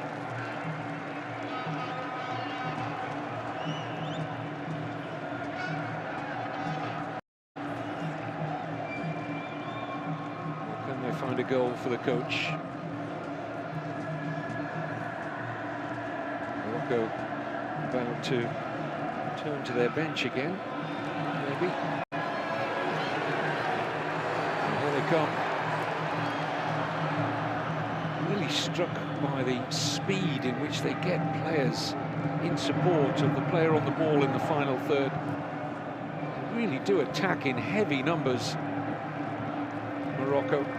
That's why they've scored so many goals in this competition, 9, and yet to concede.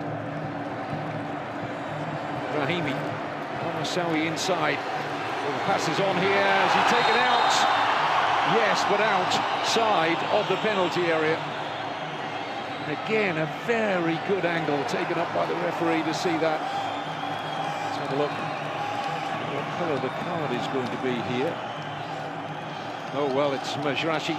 It's going to be a second yellow card. We're going to see a red here for Saudi Arabia.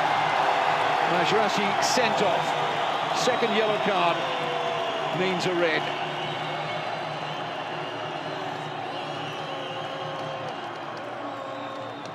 And with that decision, the elimination of Majrashi surely goes Saudi Arabia's slim hopes of making the quarter-finals.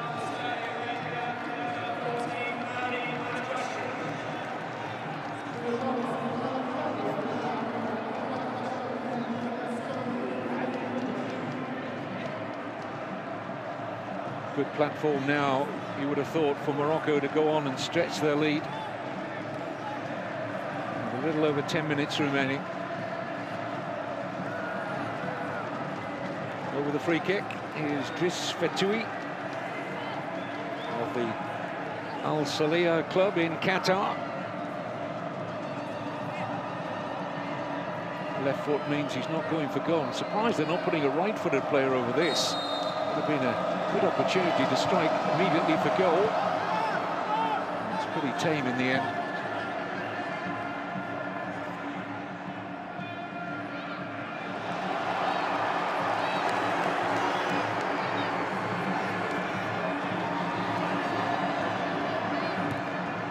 Fetoui able to pick out a teammate. Here's Al-Massawi. Now Fetoui again.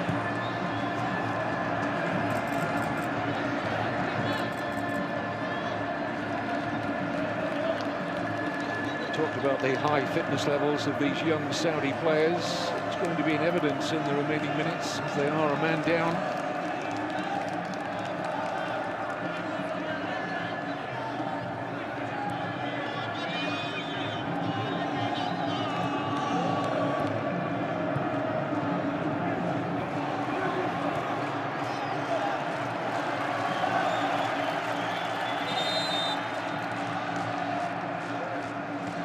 Saudi Arabia change.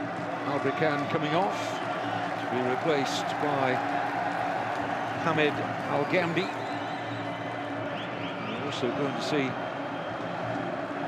Azazi as well. Ahmed and Al-Brikan, the players to make way.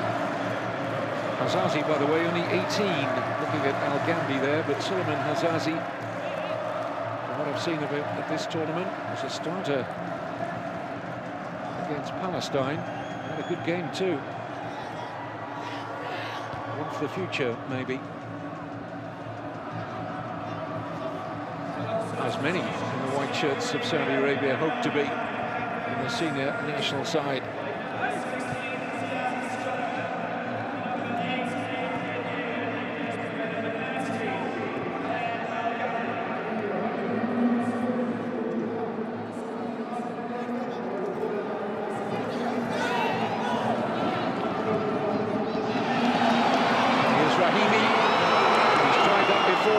Shaping it to start outside of the post, but he's not getting enough whip on these.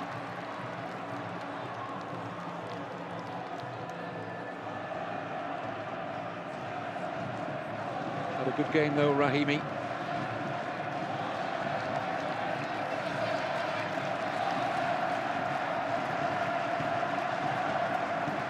Well, even if Saudi Arabia had got the win that they needed, we're not going to get a present off Palestine, who are now 3-1 down against Jordan. So Jordan almost certainly joining Morocco in the last 8.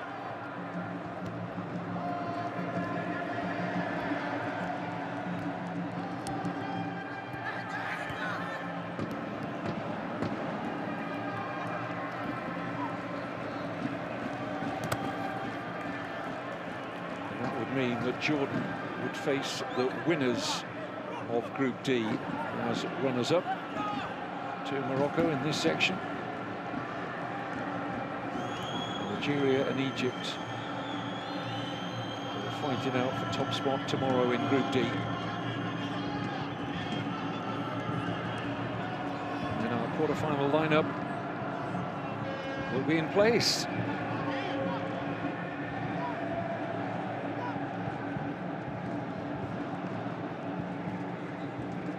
I should say those games are later this evening, not tomorrow in Group D.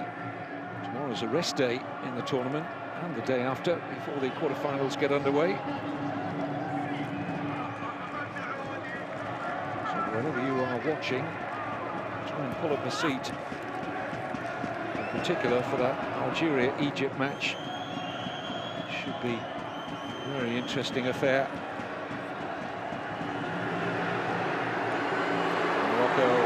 Picking the spaces now.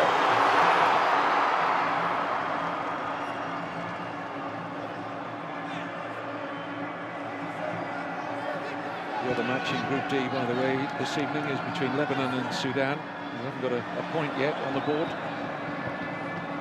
One of them will have, maybe both of them if it ends in a draw.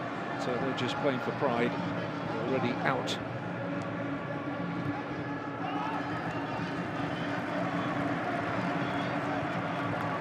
Dari,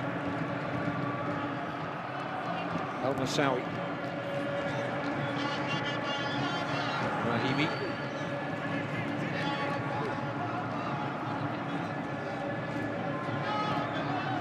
it's lovely football from Morocco.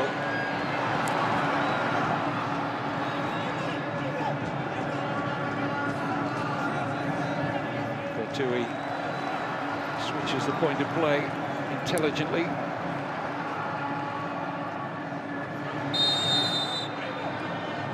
Got to give credit to this young Saudi Arabia team for keeping Morocco down to just a single goal and a penalty at that.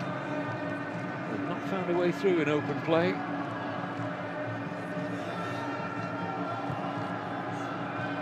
Some solace for Saudi Arabia, who will be going home unless there's a remarkable turnaround here and for Palestine in the other match.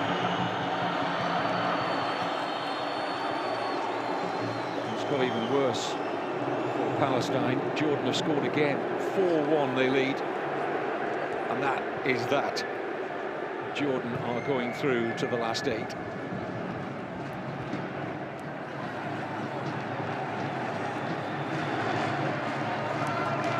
Same time confirms Saudi Arabia's exit. They were exiting anyway, unless they won here. Range, took a slight deflection.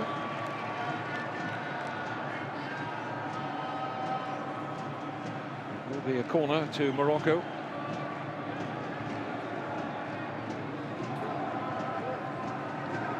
Bertoui with the effort. Just took a touch off Al-Hamdan.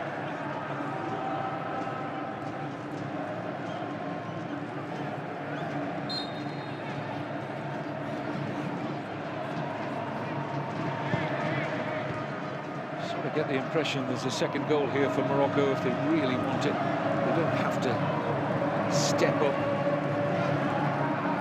in terms of the effort out there. They can just stroll to a 1-0 win should they wish, but they might want to put a little bit of gloss on it with the second. Yeah, really now Saudi Arabia struggling to fill the gaps. His shooting hasn't been the best at times. Bertoui offering his apology to the teammate. He offered an angle for a pass to the right. Bertoui went for glory.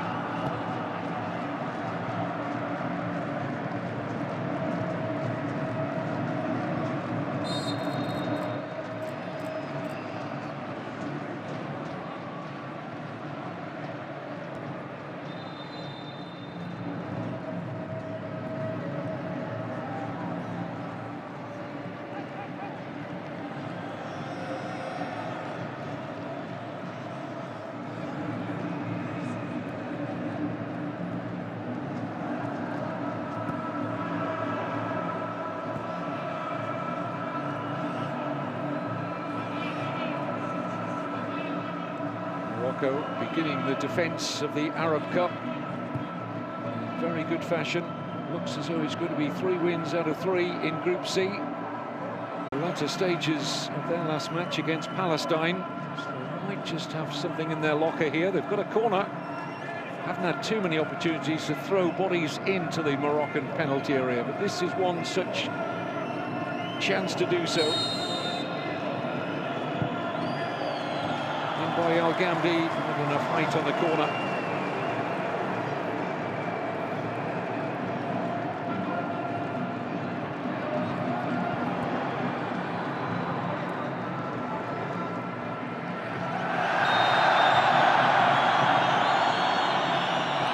Yellow card goes to Al Hamdan.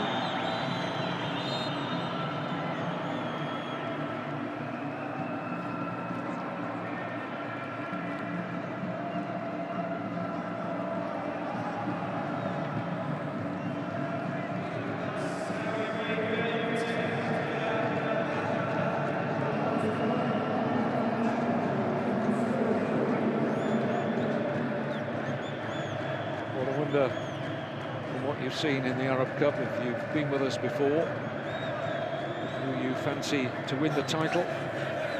You know who they fancy to win the title. There aren't that many who would disagree. But there are other good sides here. Qatar have had a fine time of it in Group A with 3 wins, just like Morocco. Minimum of 5 minutes of stoppage time being posted by our 4th official, Said Martinez of Honduras. Egypt have looked good. Algeria both started their Group D campaign with back-to-back wins before they meet later this evening. Tunisia looks strong, all 4 North African sides. Many believe that the title winners will come from one of those 4. Qatar might want to have a say about that.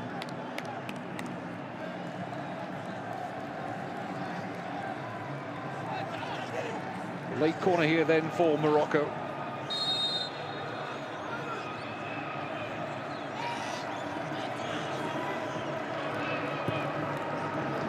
Oh, it's a header and it stayed out. Well, that looked as if it was going to nestle in off the underside of the crossbar. Quite brilliant header from Dari, met it perfectly. It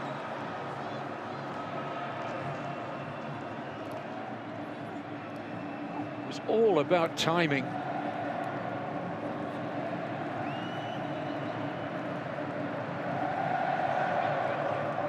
Well, Jordan are having a riotous time against Palestine. It's 5-1 for the Jordanians now.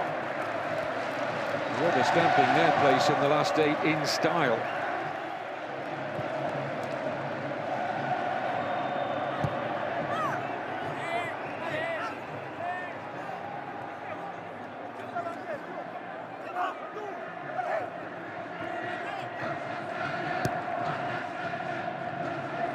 Well, there's certainly some positives for Saudi Arabia to take away, not only from this game, but the tournament as a whole. It was a no-lose situation. When you bring your under-23s to a senior international tournament, they can only be benefited by the experience.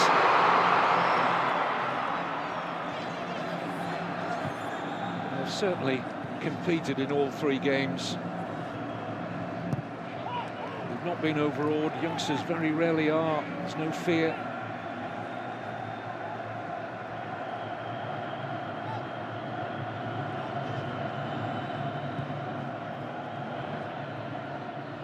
Not been really totally outclassed in any of them. They've all been narrow scorelines for Saudi Arabia. They lost 1-0 to Jordan, that 1-1 draw with Palestine, and now against a previously free-scoring Morocco, this man's team have held them very well. He'll be pleased, Laurent Bonnadet, the Frenchman, head coach as well, watching from the stands here for Renat. A lot of positives to take away for the Saudis. Morocco closing in. 100% record. And as Group C winners.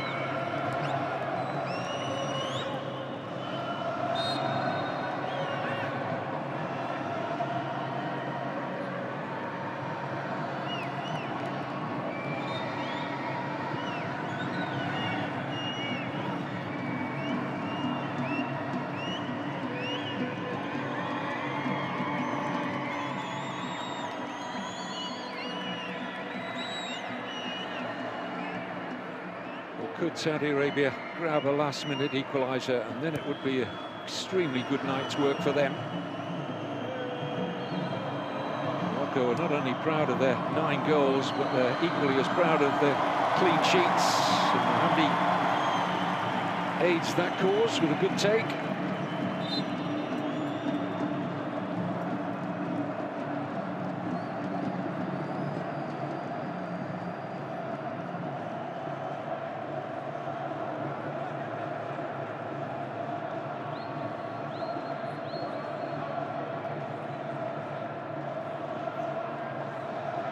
We've seen evidence of the depth in quality in the Morocco squad.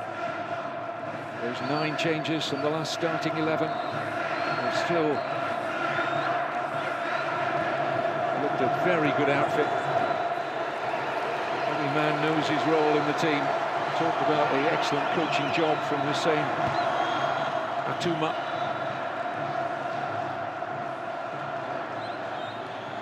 Now, late counter-attack here for Saudi Arabia, stopped in its tracks. Will be a free kick. Just about enough time to take it, maybe. 5 additional minutes are up.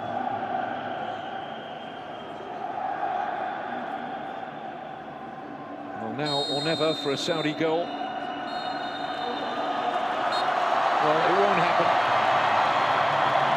Uruguayan referee draws the Group C match to a conclusion. A single penalty in first half stoppage time from Karim El Bakawi settled the outcome. It's 9 points out of 9 in Group C for Morocco. They were already assured of their place in the last 8. Saudi Arabia go home. It's finished at Al Jamama 1-0 for the in-form Moroccans.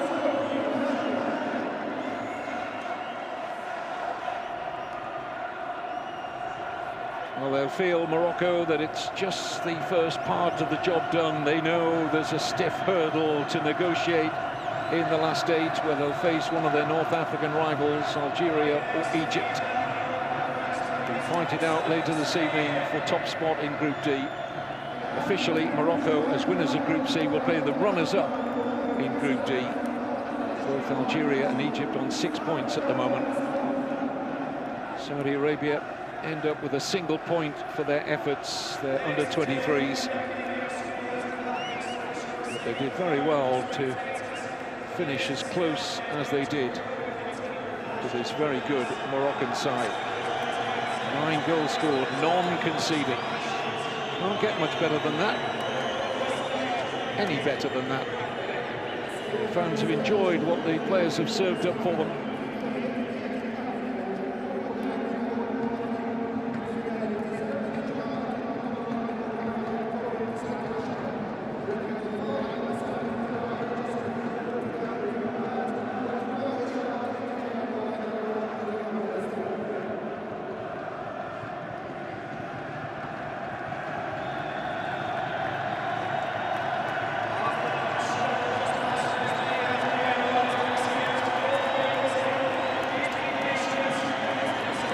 Tunisian fans greeting their players.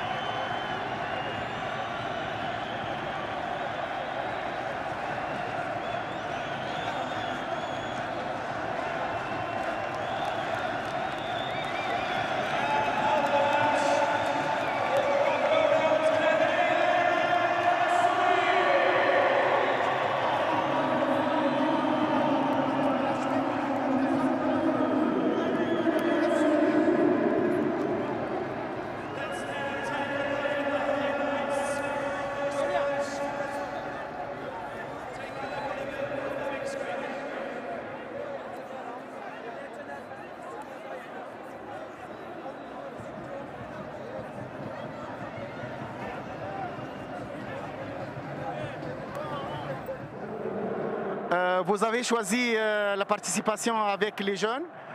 Est-ce que vous avez atteindre votre objectif de cette participation? Yes, we came with a very young team, and with only 2 days to prepare this camp. We tried to do our best, and some young players did well. The other one, it was very hard because the level is high, and it was a good experience for them.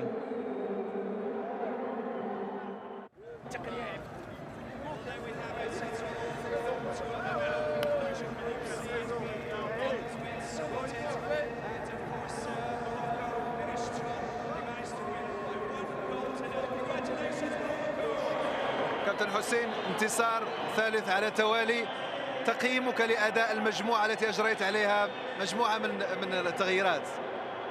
صراحة الشوط الأول كان صعب جدا، لأنه لم ندخل ذهنيا يعني في المقابلة، وبالتالي كانت بعض الأخطاء لا في التمركز ولا من الناحية التقنية في التمريرات، لا في حصر الكرة ولا في التمريرات الخاطئة اللي كانت كثيرة.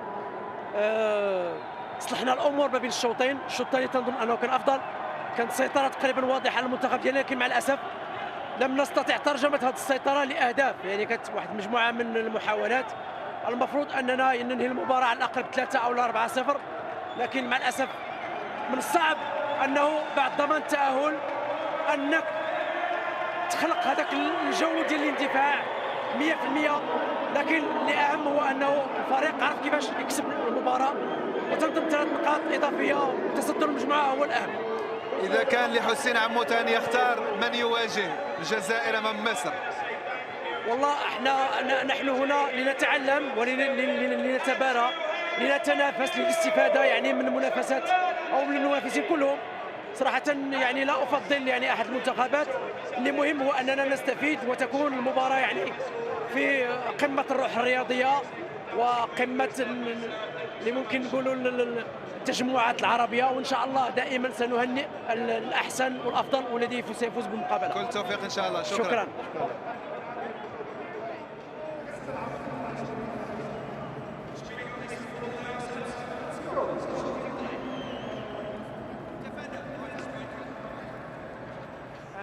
اولا مرحبا بك ومبروك على المردود الكبير المنتخب السعودي، وليك انت شخصيا كلاعب فوق الميدان. الكل كان ينتظر نتيجه اخرى مغايره، ولكن حقيقه قدمتم عرضا جيدا هذا اليوم امام المنتخب المغربي. اول شيء بسم الله الرحمن الرحيم، هارد لك جماهير المملكه. كنا نطمح ان نطلع بمباراه ب3 نقاط على الاقل نفسنا قبل لا يكون اي حساب ثاني. شكرا على يعني كلامك الجميل، وبالعكس يعني هذا واجبنا، اللي في الملعب لازم يعطي كل ما عنده عشان يخدم المجموعة. الحمد لله على كل حال، نعتذر للجميع، إن شاء الله نعوضهم بإذن الله في البطولات الجاية. حبيبي الله يعطيك العافية.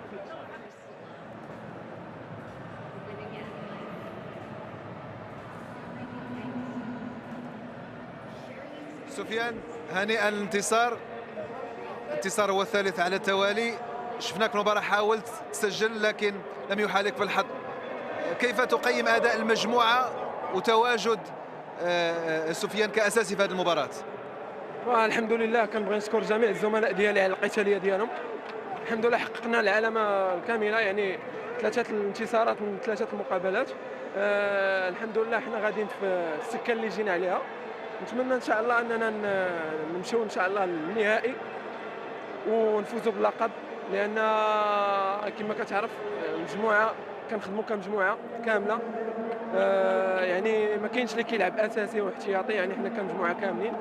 الحمد لله الاهم ديالنا هو الانتصار، ونفكروا ان شاء الله في المباراه الجايه ان شاء الله في الربع النهائي. الكل يرشح المنتخب المغربي للذهاب بعيدا بعد العرض الذي قدمه خصوصا في المباراتين الاوليين. هل تركزون على الذهاب إلى النهائي أم تفكرون مباراة بعد أخرى؟ النهائي مازال يعني بعيد. كما قلت لك كنفكروا مقابلة بمقابلة، يعني عندنا مقابلة ديال الربع إن شاء الله خصنا نفكروا فيها باش نتأهلوا إن شاء الله للنصف، وإن شاء الله نتمنوا إن شاء الله نحققوا اللقب إن شاء الله. التوفيق إن شاء الله. شكرا. Sofiane Rahimi, part of the successful Morocco team again for the 3rd successive time in Group C. And this is how it shaped up. Saudis had almost an equal share of the possession, but look at that for the difference, stark difference in terms of the attempts. Only 4 on target from the 18 attempts from Morocco. It's low by their standards. The referee was busy with yellow cards, particularly in the second half. But no question, Morocco fully deserved their 3rd successive win.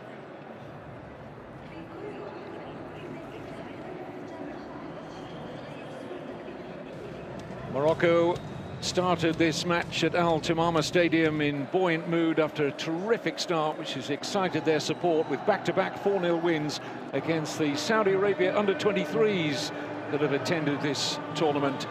Always looked like it might be a difficult game for the Saudis, and they were quickly on the back foot,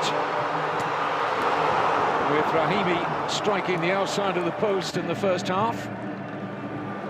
And then on the stroke of half-time, El-Bakawi brought down by the Saudi goalkeeper Zaid Al-Bawadi. El-Bakawi picked himself up and slotted home the penalty.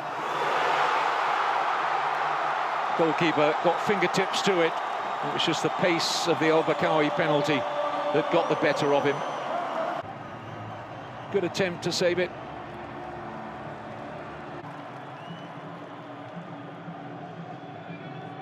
Into the second half now. Saudi Arabia always finding it difficult to create opportunities.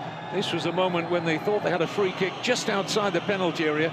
VAR checked for a possible penalty. Referee was sent to his review area to see whether a penalty should have been given. And when our Uruguayan official viewed it again, he decided it wasn't a free kick at all, never mind a penalty. To Saudi Arabia's obvious disappointment.